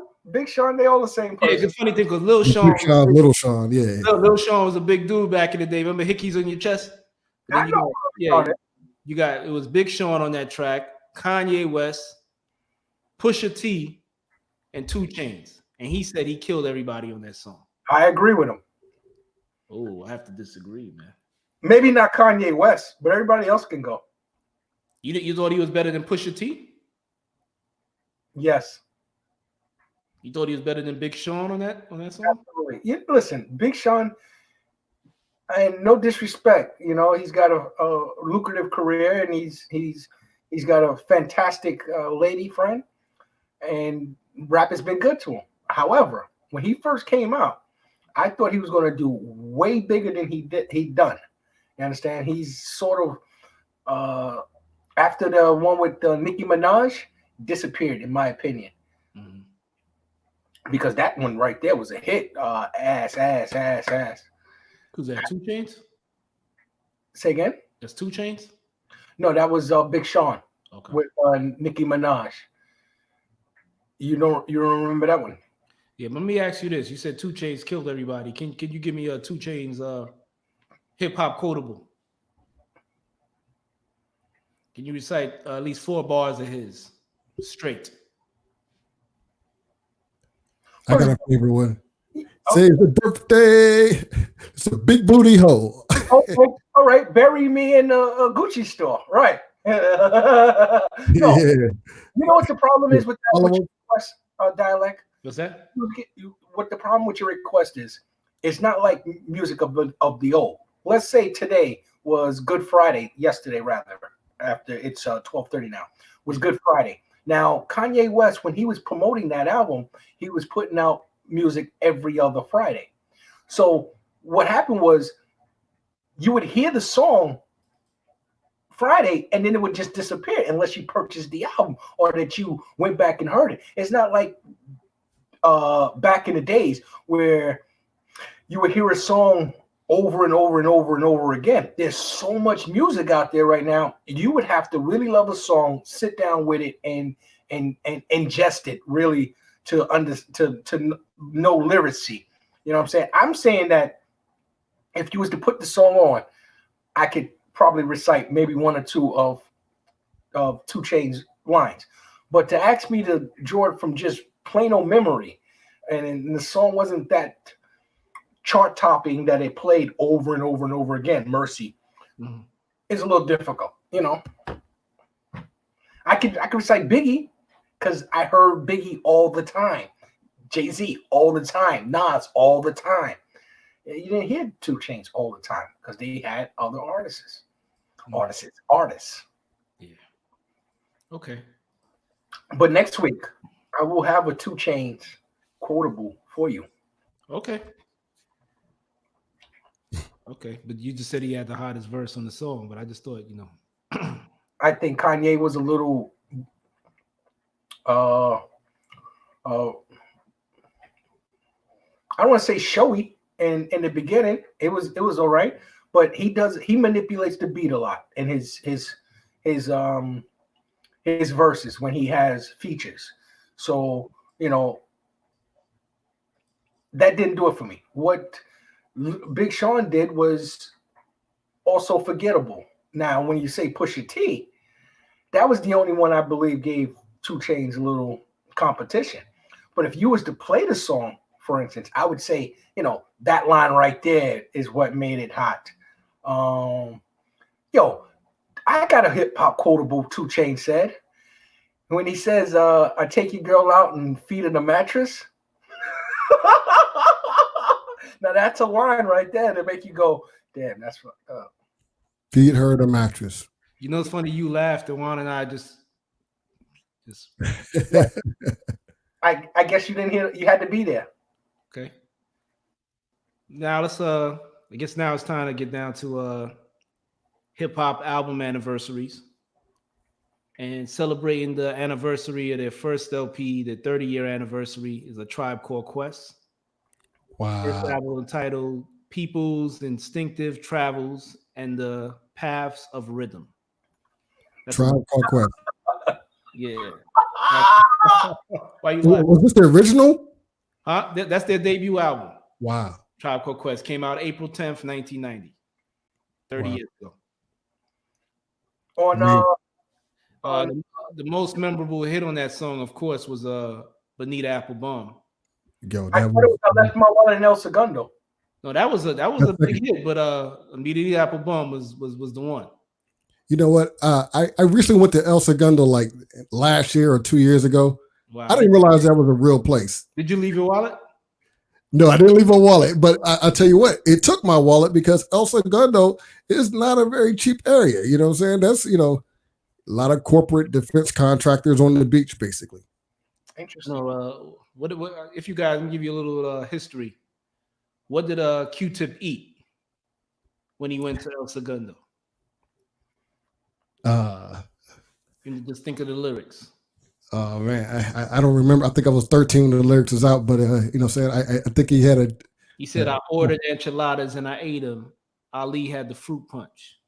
So he had enchiladas. That is quotable for you. Which I just had for the first time when I moved to Atlanta. Never had enchiladas before. I don't even know if I'm saying it right. Hey, I tell you what, you don't know, you're not in the South yet until you walk in a Walmart parking lot and someone jumps out and says, enchiladas. Or no, what is it? I'm sorry. Tamales. It's something else. Tamales. Yes, there it is.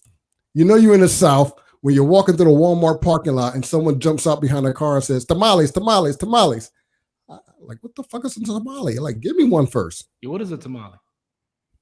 I still don't know. Okay. They tell me it's a corn husk with banana leaves with I don't know. Someone give me a tamale. You know what I'm saying? I'm Don Juan the Mac, but you know I got a Mexican woman at home. But tamales, I haven't had a tamale, dude. I don't know. I got some in the can. It's no, you can't do it in the can. I'm like, well, shit. It's the only place I've seen them, and I don't know how to make them. Oh yeah, and another song I forgot. Another joint in this album was "Can I Kick It?" Yes, you can. Can I kick? Yes, you can. Classic right there. That was the joint right there. I think Phife Dawg went off in that song. Yeah. Listen to Phife Dawg, by the way. Yeah, I remember somebody commented on Hiphopcitizen one time, and they said, "Mr. Jenkins, would you please be my mayor?" And I wanted to correct him so bad, but I was like, you know what, man? It's "Can you please be my mayor?" No, it's Mr. Dinkins. Mayor Dinkins. Like Mayor Dinkins. The black mayor in New York City, right? Yeah. But you know, I was like, let me not correct him. You know, people get a little touchy. But yeah, that was. I thought, you know, and what do you guys think about the career that Tribe Called Quest had, being that this was their first album? Oh, yeah, it's a success. Although Q-Tip recalls, I think they said they collectively this album they only made $15,000. I believe you. $15,000 for this album. It's just so amazing. Like when you bring that up, every time you hear about these artists when they talk, New Edition back then, they said they got like a check for like $1.83 each, and that was like the truth. It's like they sell all these records and made no money off of them. It's crazy. And then when you look at Oprah, where are they now? And you look up like these rock singers like Sammy Hagar, they're living on estates. You know what I'm saying? And some of these people that are one-hit wonders making tons of money, but some of these hip hop and R&B artists, they broke. You know, for the main reason for some of the downfalls of urban music is instrumentation. If you weren't able to play an instrument, there was no way that you could create your original rhythms. And if you can't create an original rhythm, you can't collect no money. Yeah, just want to give a shout out to my brother in the chat room, Father Greg. Father Greg. Yeah, man. If you want to just click that link right there above the StreamYard link and come in, man, you can.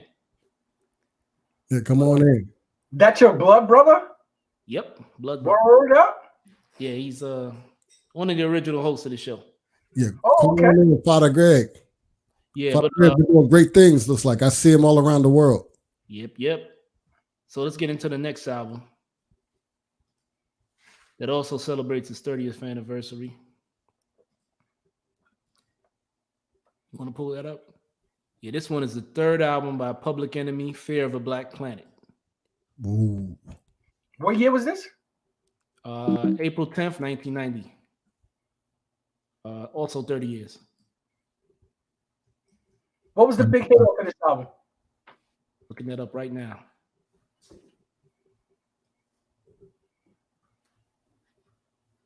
I want to say, I know, 911 is a Joke was on that. I thought Flavor had his own album for that song. Nah. That's horrible. Was Can't Trust It on this album? Was who? Can't Trust It. I don't think so. The one that was on it though was the by the time I get to Arizona, I got a letter from the government. Wasn't that on this? I got a letter from the government. The Blades are still. I'm not seeing that on the track listing. No. By Flavor Flav rapping on a Public Enemy album, that technically absolutely solidifies him as a member of the group, not just a hype man. He's a rapper as well. Yeah, but that was just one song that he had, which was a dope song though, man. I thought 911 Yeah. the joke was fire. Became a classic, dog. It was real shit. Yeah, it was, you know. With the ambulance came, they eating a sandwich when your boy was dying. Yo, it's amazing. Ain't shit changed since then, dude. And it's crazy. Well, right now, the authorities, the police, and like a high percentage in New York is out sick because of the virus. So you know, it's worse than a joke right now. It's sad. Damn near criminal. Well, you can't do nothing about it. You see, this is go back to the anniversaries. Let me not go on my tangent of. No, go ahead. I have to load them up. Okay, I was just gonna say, you know, that right now with the virus, you can't fault anyone for wanting to not be an essential employee. Like they're saying that supermarkets are in the process of hiring temporary employees or even closing down altogether because the numbers are now coming in of the individuals that perished that were considered essential workers in supermarkets. Now you can imagine the numbers and the statistics that the fire department, the ambulance department, I forget what they're referred to now, paramedics department, and the authorities, the police, they're getting the actual numbers. So their fear is, you can say, is really real because they know what it is. So if you saying 20% is out or 30%, this is a large amount in a city as big as New York. And then if you ever read or heard about the philosophy that if you have a lot of paramedics, fire departments, and police in a city like that, the city is considered to be, pretty bad. And we have multitudes of paramedics, fire departments, and police. And for New York City to have behaved, Jimmy Kimmel, we mentioned earlier, he discussed the statistics of crime in America now is lower than it has ever been. And he said it's interesting considering the fact that everyone's now dressed up like bandits for crime to be so low. And you got to give New York credit because we are a city known for our mishaps. Yeah. And, Go ahead. And now we don't have the authorities to protect us, the fire department, paramedics, and police. And yet we have been able to survive without a major catastrophe. Yeah, it's like everybody in New York looks like that Nas video for A Thief's Theme. You remember that? Right. Everybody's wearing a mask. That's right. Yeah. So you want to get to the next album one? Absolutely. Yeah, so this one is a single that was released. Let me get the correct date for y'all. Deep cover, 187 on the undercover. Yeah, this one was released April of 1992. So it's 28 years old. And this was the song that introduced the world to Snoop Doggy Dogg. Snoop Dogg. What an amazing career. AKA Snoop Lion. Yeah, talk about 28 years, and then you look at Snoop's wealth. Talk about a highly successful career. But one thing I noticed about Snoop in this video that Dr. Dre pointed out, he said when he first met him, it's funny that Snoop has this big personality now, but they was like, Dr. Dre was like, he was real shy back then. That's like right. I remember looking at the video, Snoop was like real stiff, shoulders. He was just, just waving his hand around, and he was just. Yeah, as a matter of fact, he barely looked into the camera during that video. Exactly. Yeah. And look at him now, man. One of the biggest artists. Biggest stars. Yeah, he's they're an icon, you know what I'm saying? Yeah. Shout out to Snoop. Hit us up, Snoop. Call in. You see it. Then when he did that album, I think after that was like Doggy Style. Favorite song off of that album was that was a classic. What was that, Doggy Dog World? Man, all that, man. That whole album was a classic. I had it so many times it kept getting stolen, so I haven't heard it in a while. But I remember playing all that shit, the skits and everything. I think his next appearance was on The Chronic, and then he made the Doggy Style. You're right, yeah, because this was a single. Deep Cover was a single. Oh yeah, right. Well, yeah. Then he did Ain't Nothing But a G Thing. Right. With one of the dopest openings to a song. That's right. And a smart move from Dre, by the way. Snoop Doggy Dogg and Dr. Dre is at the door, ready to make an entrance. So back on up. Can we talk about this parallel real quick though? Whenever Dre was to drop an album or almost a classic album, he almost always debuted a top iconic artist, right? I mean, there was Snoop right before he did the Chronic, and then right before Eminem dropped his second, I think he did he had a follow-up, right? Didn't Dre have a follow-up right when he dropped Eminem? Are you talking about what was that? Still Dre.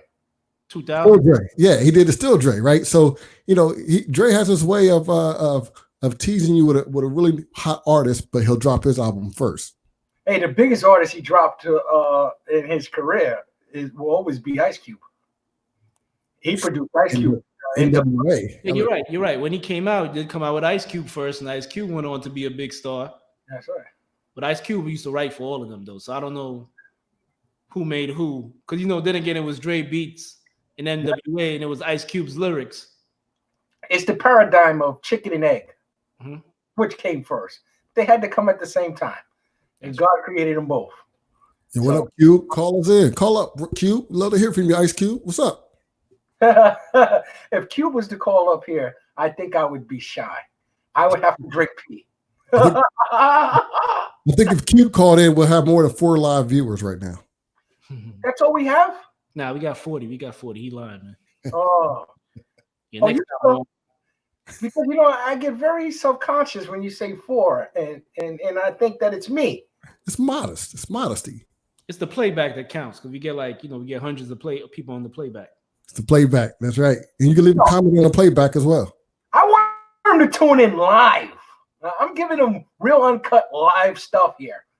Yeah. So now another album celebrating an anniversary is Nas's I Am, his third album, which was released April 6, 1999. And this was Nas's third album. Thought it was dope. Had some joints in there that I loved.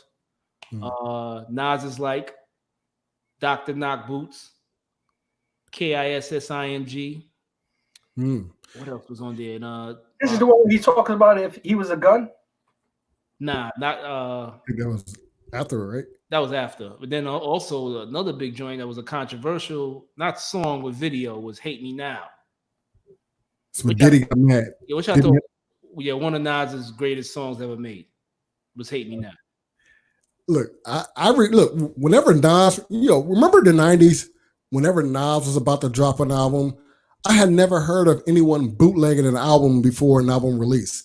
Nas is one of the most highly anticipated rap artists of the 90s. I'm talking about, a release. He had an album that got bootlegged right before it's released. I mean, Project Windows. I remember that was probably one of my favorites because, it was like the album that never got officially released. It got leaked during the press up, and it was on the streets before they could sell it. And that's how hot Nas and his release were back then. And I think by his third album, with this one right here, the dude was like, the dude was smoking hot. Everyone was looking for the next Nas album.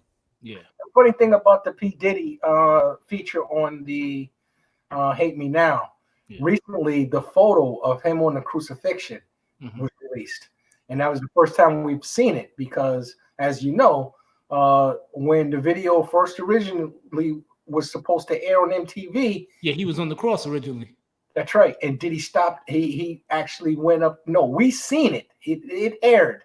And then the next time it played, it didn't. It just it just had Nas on the cross. Because Diddy went up to Stokes' head or something with a bottle? He put hands on Steve hands and feet on Steve Stout, allegedly. Steve Stout. Steve Stout will tell you that it wasn't Diddy alone. It was a group that Diddy brought with him. And that's why that fight went the way it went. But, honestly, I didn't see what was the purpose of Diddy being so enamored about not being on the crucifixion or whatever have you. I didn't understand the religious relevance to what he thought. I mean, crucifixion was something that just happened back in the days. Didn't necessarily mean he was actually Jesus. Well, I think Nas was considering himself Jesus. Maybe Diddy didn't want to be considered a thief. I saw it differently. You know, during that time, Diddy was coming into an unusual amount of wealth. I mean, so much wealth. I don't think no one in my generation had seen that for such a young person. So there was this ego stigma around Diddy, right? So Diddy had this huge ego thing, right? You know, you hear stories of artists not wanting to work with Diddy or Diddy ripping them off with money. And then when this thing came out with Diddy on a cross, it was kind of like, oh, there he goes again with the super ego. And I was under the impression Diddy was trying to squash that ego image about himself and try to be more humble. Yeah, but what I'm saying is, in the video, Nas is Jesus. Now, if you know the parable, the two individuals that was on the side of Jesus that died on the cross with him were thieves.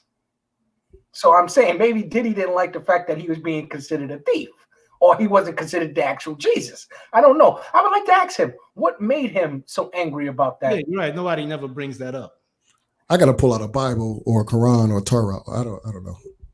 Yeah, but this album to me though, I mean, like this was like when Nas was really dropping some deep lyrics. You know, like he had like a lot of quotables on there. Like when Nas is like, he said something like about money. He was like, "What's it all worth? Can't take it with you under this earth. Rich men died and tried, but none of it worked. They just robbed your grave. I'd rather be alive than paid. Before I'm gone, history's made." Some shit like that. I'm like, yo, Nas used to be saying some deep shit, man. He said, yo, you said it right, Dialect. Nas, I used to think was like a hood scholar, right? He was saying he says his lyrics had some of the craziest things. Like, for example, I remember he talked about Lloyd's of London. I'm thinking like, dog, like how does, like who from the hood talks about getting insurance with Lloyd's of London? That's for ballers, dude. And he had a line in Hate Me Now where he was like, people fear what they can't understand, hate what they can't conquer. Guess it's just the theory of man became a monster. And I'm like, damn. And you know, it's so funny at the time, Nas was like this laid back dude, hands in his pocket, head down, but he bodied any track he was on.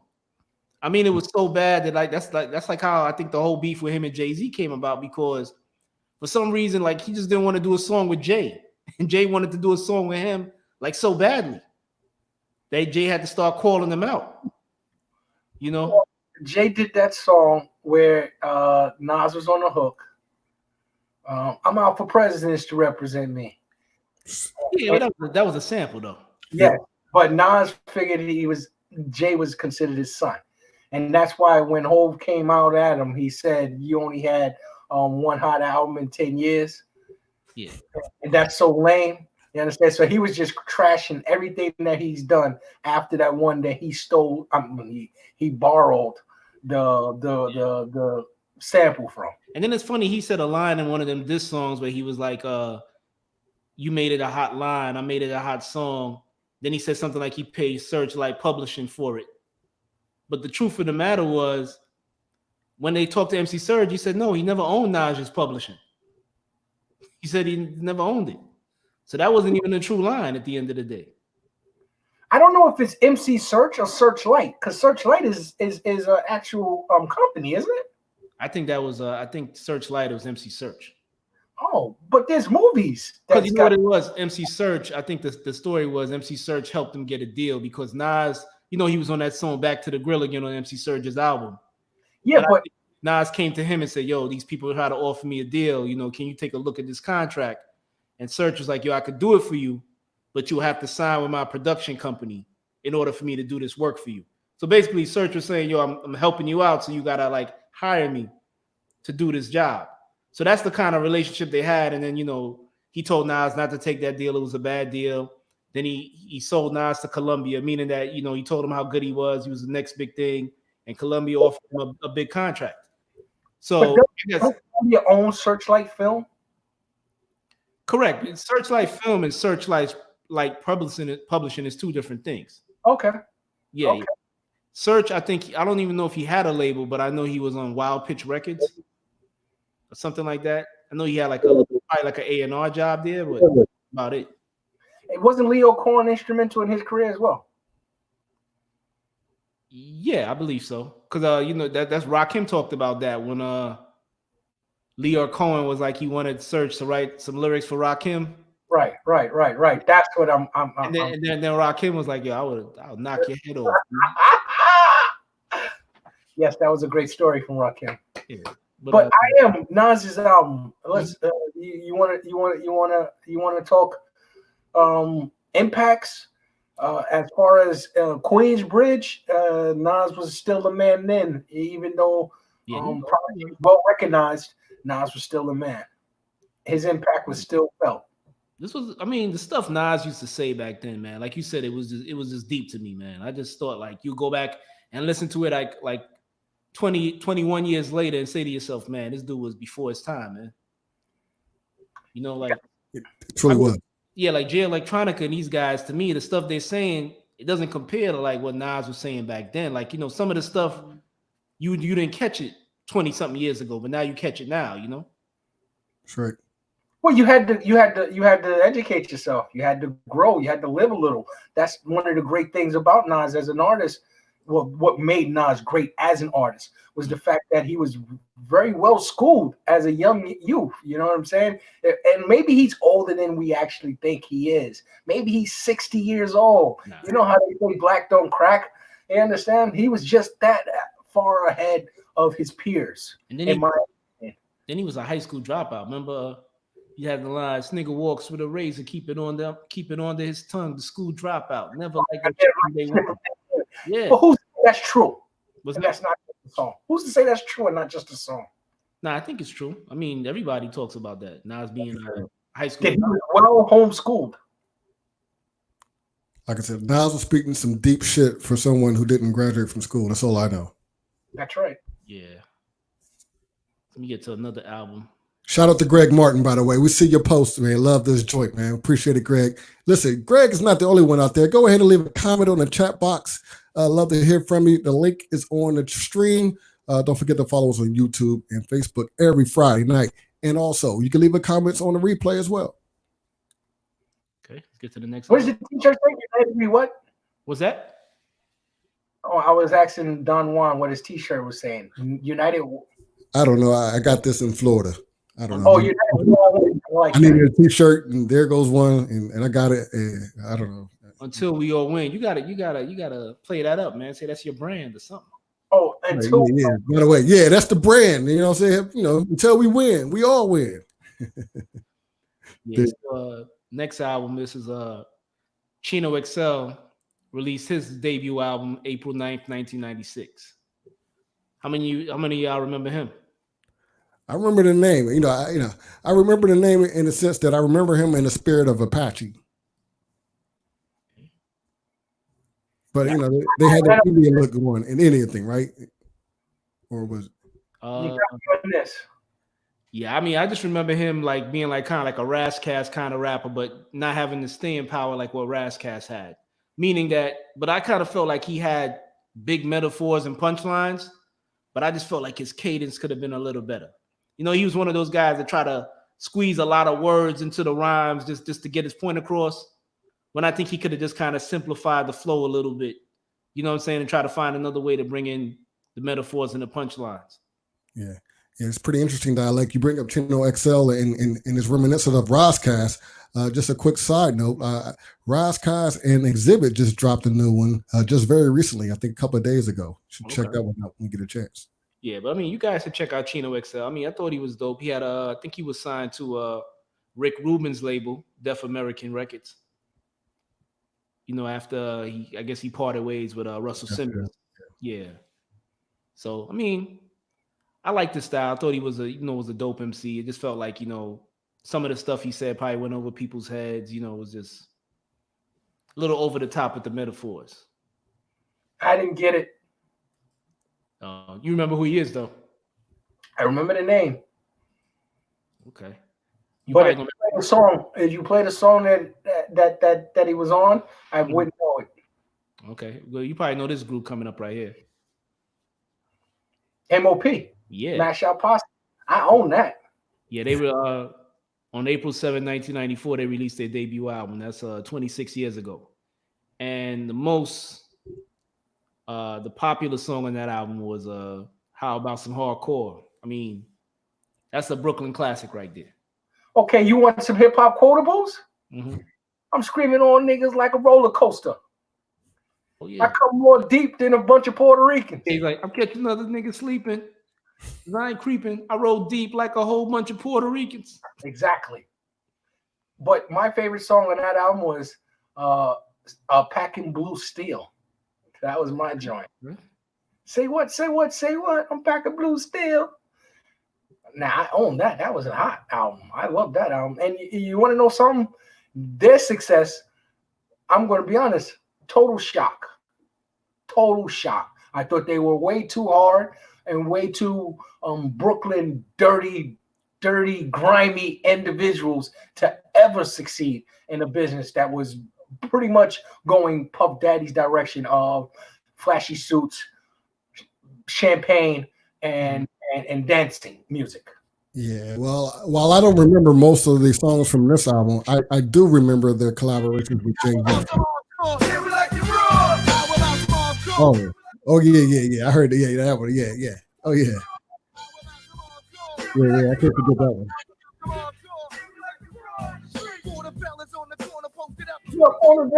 Ready to flip. Yeah, that's a classic right there. I mean, that's I would call them a legendary group from Brooklyn right there. Absolutely. And you want to know something else? They also closed the store on now I'm gonna say something that might get me, hurt out here in Brooklyn, but Gambler, Smooth the Hustler and the Gambler, they wanted to be MOP, and MOP closed that store early. You know what it was with them? I think that song right there, How About Some Hardcore, was produced by DR Period, who was also the producer for Smooth the Hustler and Trigger the Gambler. Right. So, but I mean, you got to admit though, man, when Smooth the Hustler first came out, he had that one song, yes, My Everyday Lifestyle Ain't Nothing But a Hustle. But then when he dropped Broken Language, I mean, that was crazy. Well, Mac, you remember that, right? Oh yeah. I mean, when that beat dropped, man, I mean, I think they squashed that beef though. It doesn't matter. MOP still went on to a stellar career, and Smooth the Hustler and Trigger the Gambler never really got off of the ground. And I mean, Trigger the Gambler had a Def Jam deal. He had a major deal, and it just never manifested in anything.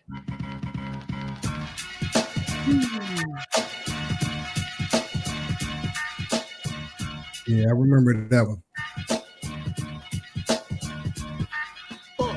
Base your eyes on the kind of worries if I die. So pussy clock try.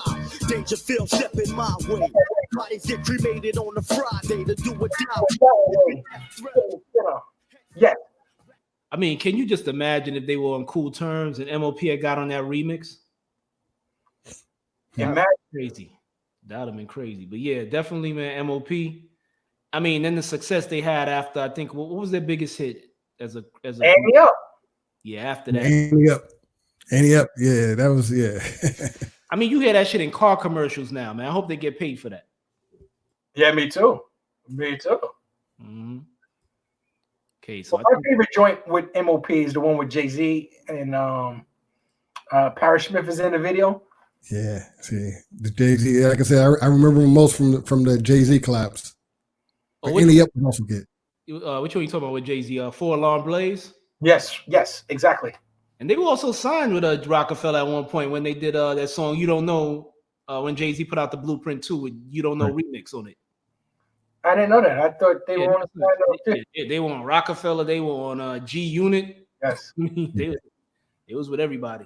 They're on my quick spin. Okay, so this right here, man. This album right here is from one of my favorite groups, Das Effects. The album was released April 7, 1992, 28 years ago. And I thought this was one of the most underrated groups in hip hop, man. Yeah, definitely. I mean, I agree, Dalek. I mean, if you really think about the originality of hip hop versus today's artists, back then these guys came, they were brothers, right? They came with a style that unlike no other that you've ever seen, with their rhythmic patterns of complicated wordplay. And I think, as you pointed out, they were quite simple, actually. Yeah, and the thing with them is, like they said, they try to be like hardcore, but they try to be gangster, but use like cartoon references in this song. And I mean, I just thought it was just pulled off perfectly. I remember the first joint they did, which they produced themselves, was They Want Effects, which is when I think everybody was first introduced to them. I mean, I just thought that was Right. crazy. You want effects, the Dodds effects. The shit they were talking about in there, man. I mean, I think they reference commercials. No pork sausages, mom. Please. One, and then they had the one with you remember that Connect 4 commercial when the sister beat the brother in Connect 4, and the brother goes, "That's pretty sneaky, sis." they brought that up in there too. It's like it's like it was so hardcore. It's like you didn't even notice the way they were flipping the flows, and then also not to mention they were one of the first guys to start the whole Iggity thing. That's right. Everybody took and ran with. You know what I'm saying? Iggity bitty bitty. Yeah, you're right. You're right. Down to the Fushnikins. I even think Jay-Z was doing it at one point. Yep. You know, one of the things I found fascinating, you know, and you're right, you know, they kind of had like that thug image, but you know, beneath the surface, you know, you find out these two brothers, literally two brothers, were they were brothers. They were college friends. Okay, or college friends. Okay, they were college friends. You know, they were college students at Virginia State, out of shortly outside of Richmond somewhere. Yeah. And then the funny story is like how they got their deal. They said they would do a lot of talent shows. And one of the talent shows they did was at this, I think it was called the Club Tropicana in Richmond, Virginia. Like I've been there once. Real hole in the wall dialogue. Hole in the wall club, and they were like how they actually won the talent show. But then Dre and Books, they said Paris Smith and EPMD were like, I guess, judging the contest. And they told the judges that, you know, hey, these guys didn't win. So they gave it to another crew, and the crowd was like stunned. But then Paris Smith went to Das FX and said, yo, man, what you guys rather do? Get this $100 prize or get a record deal? And they was like, yo, come meet us in the back. And they took their demo, and then pretty much it was on since then, you know?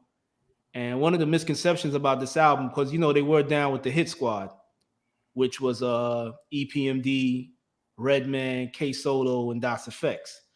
And everybody thought that this album was produced by EPMD. It was actually executive produced by EPMD.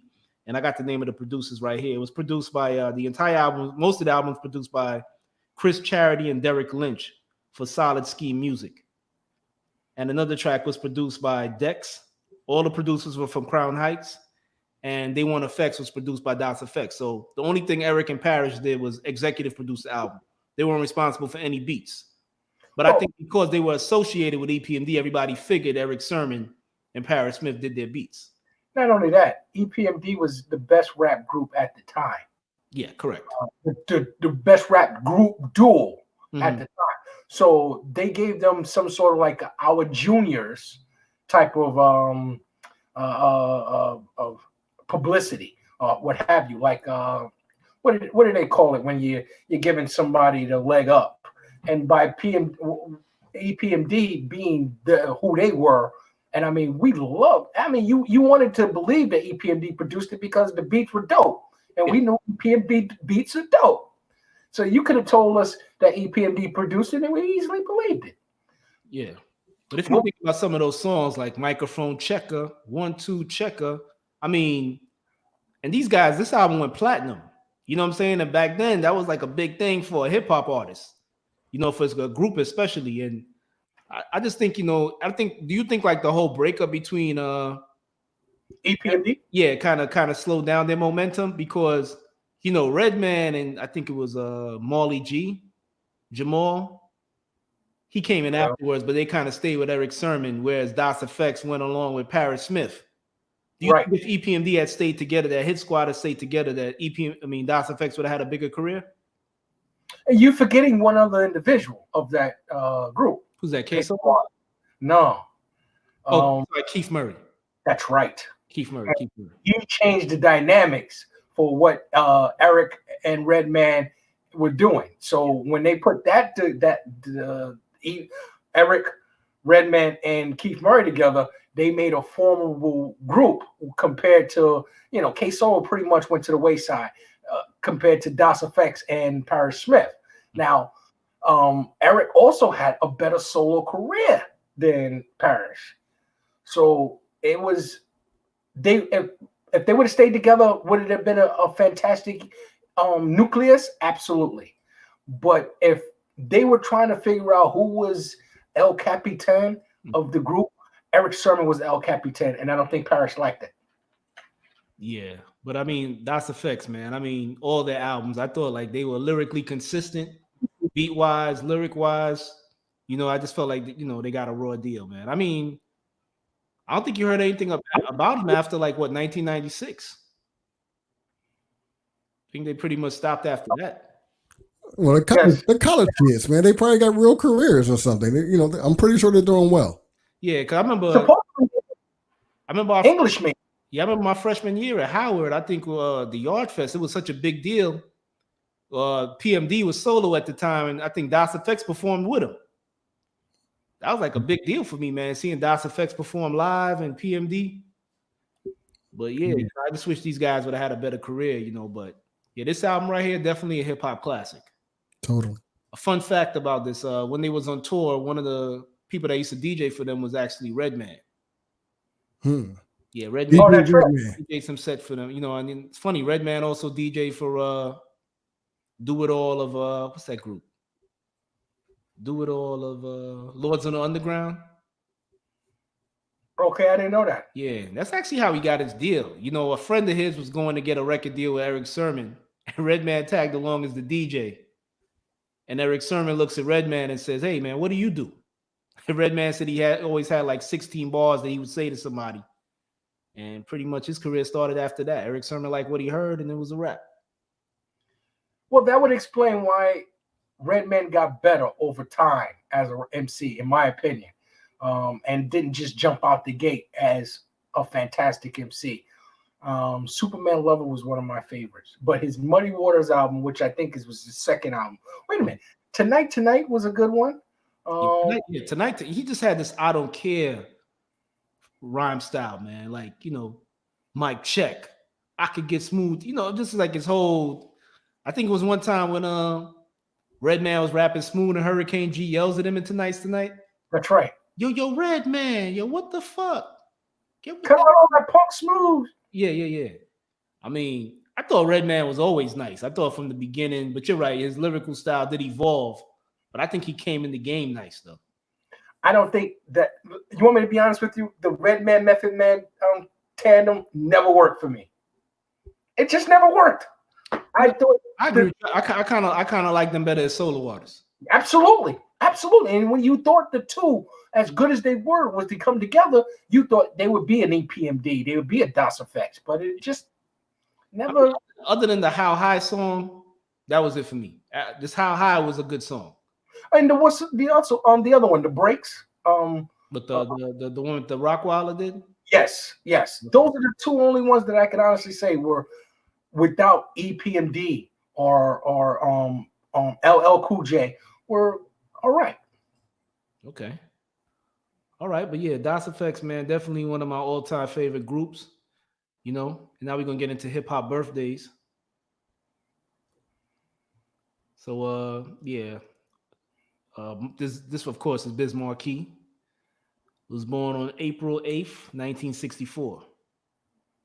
Jesus. Yeah. So what are your thoughts on Biz Markie, man? Hip hop legend? Absolutely. Juice Crew. I mean, what's that song, man? Just a Friend. Spring Again. Vapors. Oh, what's the joint he did, man? Is it called Magnificent? Say again? Is that Nobody Beats the Biz where he's like, I'm the Magnificent? No, that was oh man, that's a different song. Yeah, that one. Then he had Making Music with Your Mouth Biz. Yes. That one was dope. Anything he did with Marley Marl was almost a guaranteed hit. Yeah, Vapors, yeah. Vapors is a classic, and people still catching the Vapors. 2020. Yeah, that was a dope song. Word on the Street, Big Daddy Kane wrote that song. Really? That's interesting. Yeah. Because Kane was featured in his video in the boat. I just want to give a big shout out to Biz. I live in the DC area, and Biz Markie is, you see him quite often in the clubs. So, shout out to Biz, man. Saying came to one of my parties, man. So, big shout out to Biz. And the funny thing is, and Biz is actually responsible for Big Daddy Kane getting this deal. Because Big Daddy Kane used to write rhymes for Biz. And I think, he's supposed to meet Biz at Marley Marl's house in Queensbridge. But Big Daddy Kane got there early, knocked on Marley's door, and he said, "Hey, man, Biz here?" And then Marley Marl's like, "Nah, he not here." He said, "What do you want?" He's like, "I got these rhymes for him." And And then Marley Marl's like, you rhyme? I got a beat. You want to rhyme to it? The rest is history. I hope that was Symphony beat. Nah, I forgot what beat that was though, but it was one of his classic joints, Big Daddy Kane. So you say he was born 1964. 1964. So that'll make him what 56, right? Yes. Wow. So I mean, how old are we? Because I ain't 56 yet. No, but let's think. When we were what 13, pretty much, he was already 26 years old, man. He's probably like what 13 almost 30. I mean, yeah. So that means when he came out, he was almost 30 years old. Yeah. Yeah, but definitely, man. Now, another hip hop birthday, Pharrell Williams. Here's another 60-year-old. Nah, he's actually born April 5th, 1973. Okay. That would make him 46. 46. No, 47. 47, huh? Yeah, 47. Yeah, man. This is Juan Max, local homeboy, man, from out of VA. Yo, come on. One half of the Neptunes. Absolutely. You know, also writer of Teddy Riley's verse on Rum Shaker. I didn't know that. Yep.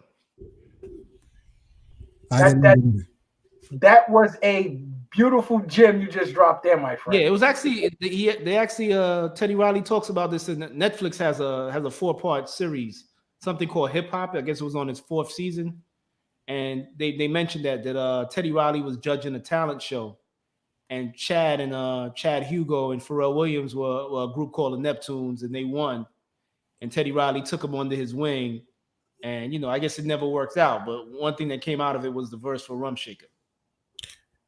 Interesting. You know what? I love Rum Shaker. Hey, listen. Women hadn't purchased many things for me in life, but I remember my high school girlfriend at the time bought me Rum Shaker, that album, because I love the song so much. Shout out to Felicia. Thank you again. That was hey, like, I don't think any woman bought me anything since. Rum Shaker is one of those songs, man. Like somebody's DJing and you just hear that sax come on. Absolutely. You go crazy. So that's definitely a classic song. I mean, and Pharrell never brought it up like that. You know what I'm saying? Anybody else would have been like, yeah, you know, I'm the guy who wrote that Teddy Riley's lyrics for Rum Shaker. Maybe it's NDA. That's true. Maybe he signed something. Yeah. He probably. You know, do you guys, you know, maybe because I also grew up in the Virginia area, but do you guys remember the Neptunes' first artist that they produced, the first platinum artist that they produced? Khalees, the Milkshake Yard, my milkshake. That's right. Yeah, the first one she had I Hate You Right Now, and what was the I was going to say Noriega, but thank you for jumping in, Dialect. Oh, but definitely, man. Like some of the joints he did with Nori, man, classic. Oh yeah. Nothing, Super Thug. That's right.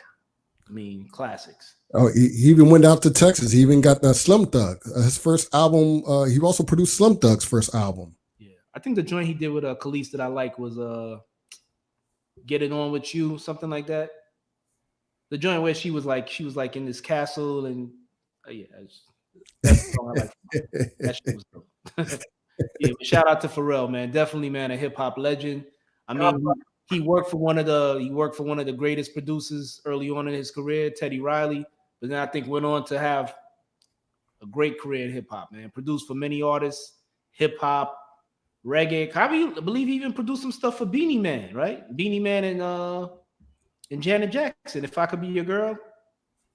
Yo, Pharrell carried, I think the 2000s or the 90s. There was a decade that Pharrell produced just about everything. He was the Scott Storch of a decade. Then he had his big solo career with Happy, Beautiful, Frontin'. Yeah.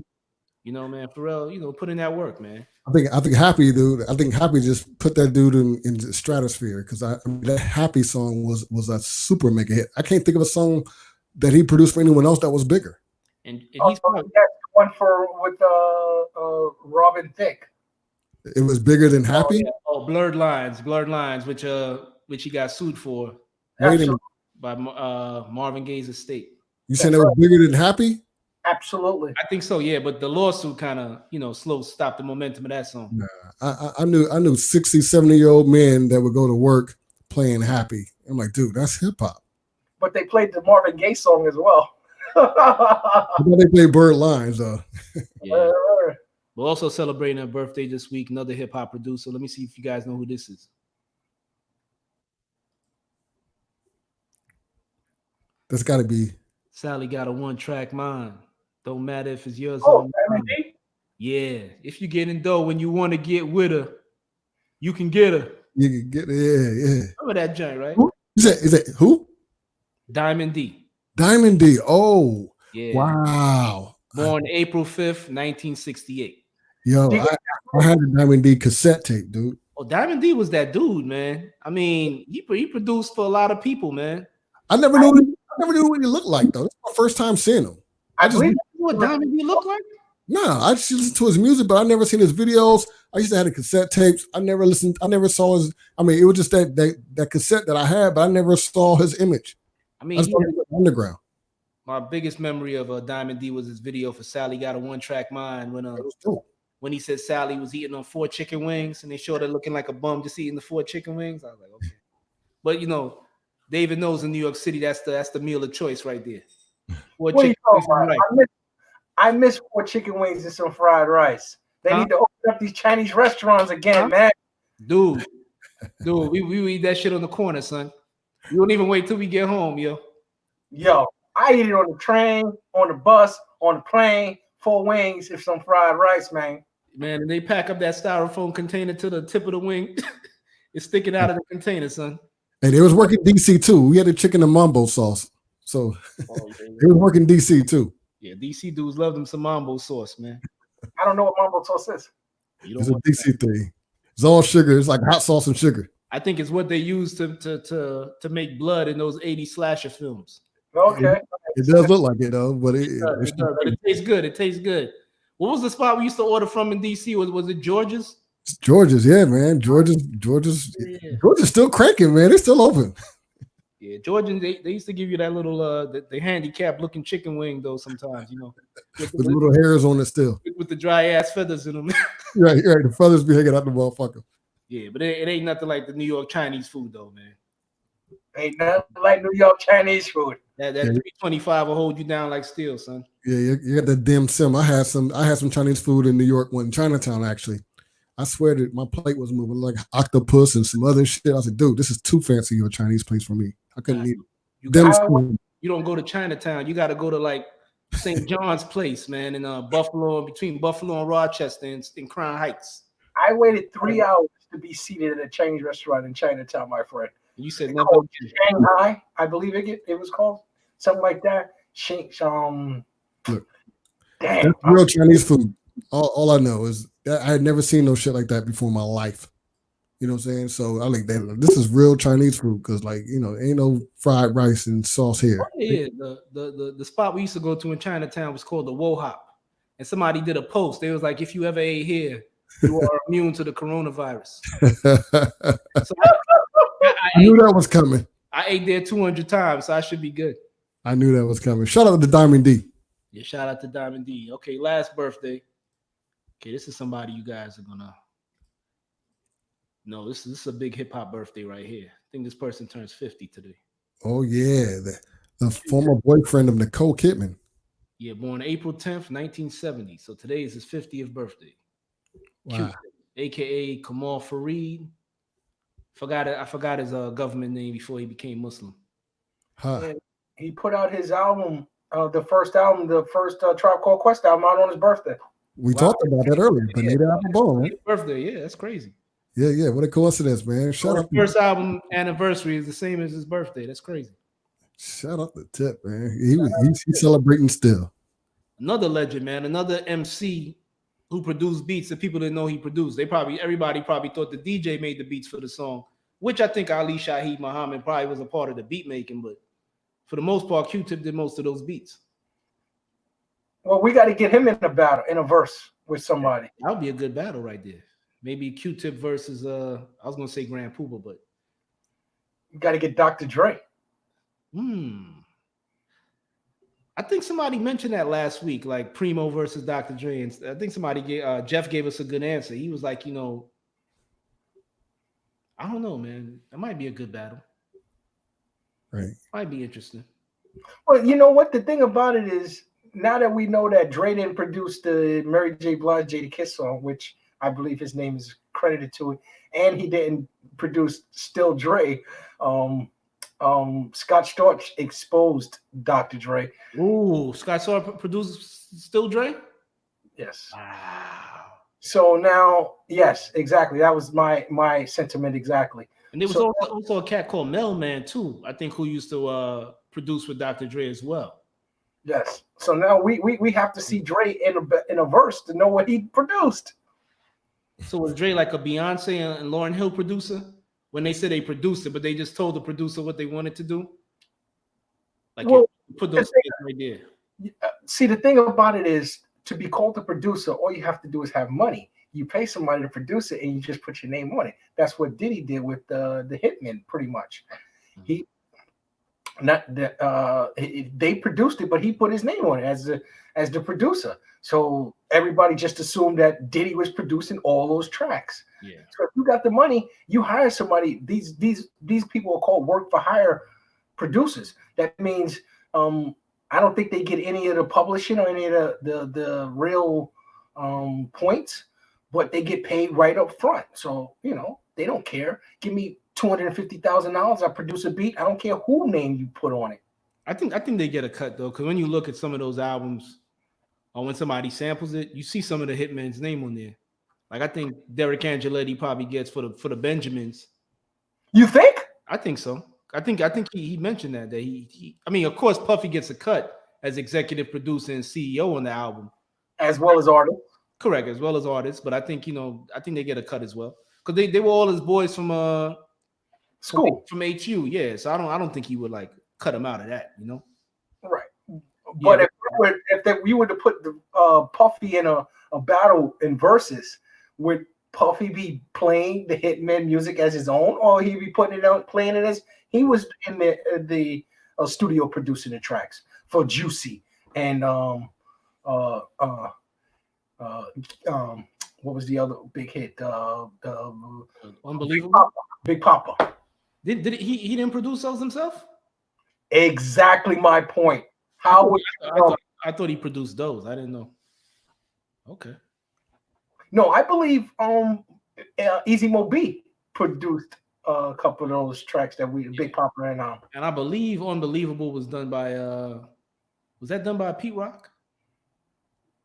If not Premier, I don't know. Probably. Yeah, you're probably right.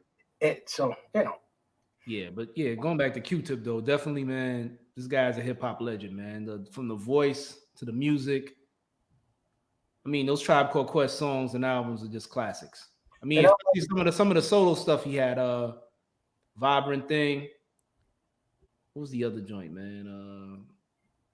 He had a Renaissance album. One of my favorite joints on that was Move. So, Q-Tip's been putting in that work, man. I mean, and plus he did a lot of work with Dilla as well, right? Jay Dilla? Yeah, Jay Dilla, right? Oh, yeah. I think Jay Dilla produced some of their albums too. Help that classic sound. Yeah, that classic sound, yeah. I like the Raphael Sadiq stuff. Which one is that? That he did with the what was that group that Raphael Sadiq, Dawn from Ali Shahi Muhammad was in that group, Lucy Pearl. Right, Lucy Pearl. Yeah. It was Raphael Sadiq, Don Robinson, and Ali Shahi Muhammad. And then afterwards, I think Don Robinson from In Vogue left the group, and they replaced her with Joy, the singer Joy, who was married to Big Gibb from Goody Mob. I don't even remember a track from that group. What, Lucy Pearl? With Joy in it. They had some stuff with Joy. But the biggest song was the one with Don Robinson, I Want to Dance Tonight, I think was the name of that one. And the one with Q-Tip Hook. And I think Q-Tip also did that joint with Janet Jackson, right? Don't Know What You Got Till It's Gone, where they sampled Joni Mitchell. Oh, yes. Yep. Yeah, Q-Tip, man, definitely hip-hop legend, man. And Icon. I think he was responsible for the fight between Wendy Williams and Angie Martinez too, right? That's right. Live on the air. Yeah. Do tell. I don't know this story. No, I think Wendy Williams at the time, I think Q-Tip was dating Angie Martinez. But it was on the low. It wasn't supposed to be out. And I think Wendy Williams was trying to insinuate that he was gay or something like that.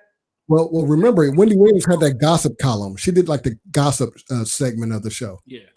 And so she went ahead and did her inside scoop, knowing about Q-Tip and yeah. Did she say the gay thing, or was it about the fact that they were dating? I thought it was that they were dating. Probably. Wendy Williams said some crazy stuff back then. Yeah. She used to do the gossip, man. She was back then, you act like she stopped. True. I think back then she was more vicious than she is now, though. Yeah, they hated her. I mean, there's a point Method Man wanted to, he said some things I won't repeat, but everyone hated Wendy Williams back then. Yeah. Well, back then people wouldn't sue you. Now they'll sue you.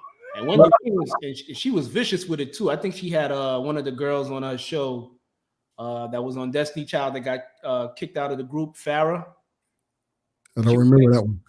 Yeah, and she was like, she got a movie coming out. And they was like, who's in the movie? And she was like, Mike Shorey.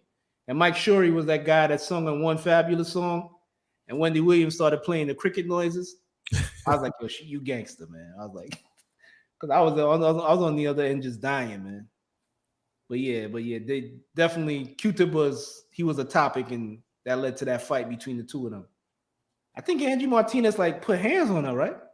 I recall there was some physical contact between the two. Yeah, it was like live on the air type shit too. Like, saying like there's broadcasting and you hear that like the yelling and screaming and I heard it got ugly up in New York. Yeah. But yeah, Q-Tip, man, that dude, hip hop legend. So that's like the last hip hop birthday that I have. But I thought we had a great show tonight, guys. And tomorrow, don't forget 9 p.m.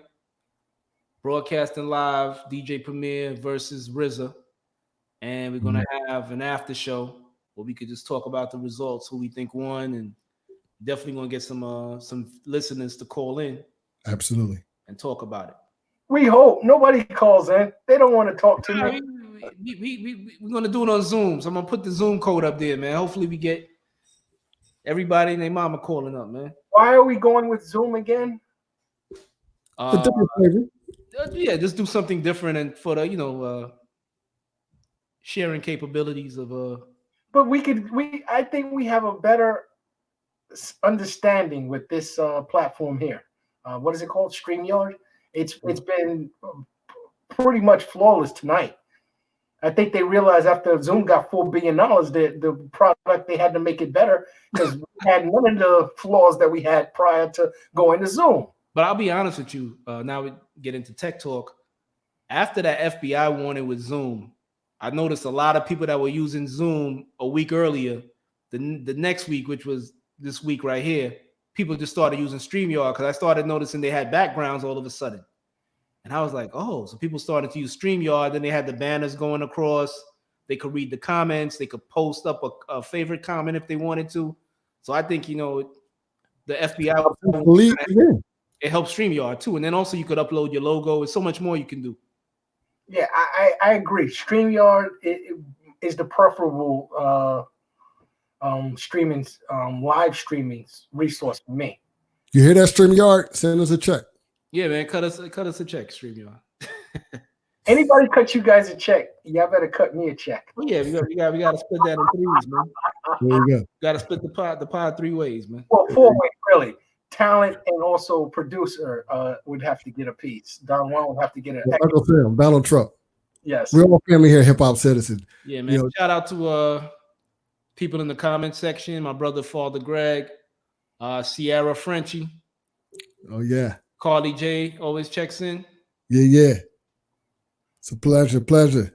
And don't forget, you can always leave a comment, whether you're on YouTube or Facebook.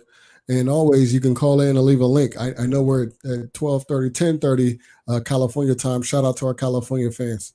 And next week, we got some special guests coming in, man. We got some people from throughout the country calling in next week, man. We got some artists calling in. Oh, man. I can't wait. Yeah. Yeah, and if you haven't already noticed, you can also catch the replay. Yeah. So we're gonna upload this when? Don Juan. Well, it's already Oh, uploaded. say it again?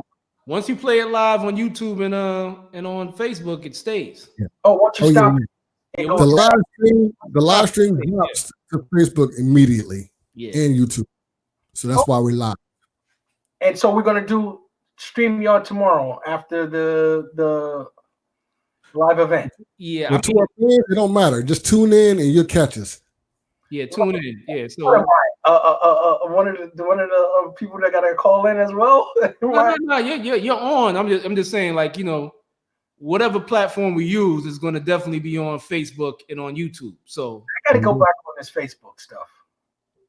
Yeah, I mean, you should. I think Facebook is where it's at, man. I mean, Instagram was. I think a lot of people going back to Facebook, even though everybody's mama is on it now. Yeah, that's why I don't mess with it. My mama's on it. Shout out to Zuckerberg. Yeah. Cut us a check, Zuck. What's that? So tell Mark Zuckerberg to cut us a check too. Hey, man. Am I asking for too much? People talk about Facebook all day, every day. So, we're not the only ones. Yeah, but usually it's about how they promote fake news. We're now giving them a real good light right now. But I definitely want to talk up StreamYard, man. Great platform. Yes. I found out about it a couple months ago, and I like what I saw. And I think, like you said, tonight it's worked really well for us tonight. So no trolling, no StreamYard bombing, no hacks. I gotta hear it back. No swastikas, no Pornhub videos popping up. It's been a great experience. But shout out to Zoom too, man. I think for that guy to make $4 billion, man, off of like this pandemic, and not just that, the fact that he's able to allow people to talk to their families who they can't get to see during this time, it's been a great thing, especially for the kids. The kids go to school on Zoom. That's it. So yeah, I don't know if they're still using it because I heard that with the what do you call it? The Zoom bomb. Go ahead. I'm sorry. They were switching platforms. I don't know which one they were gone to, but that was what I last heard or last read.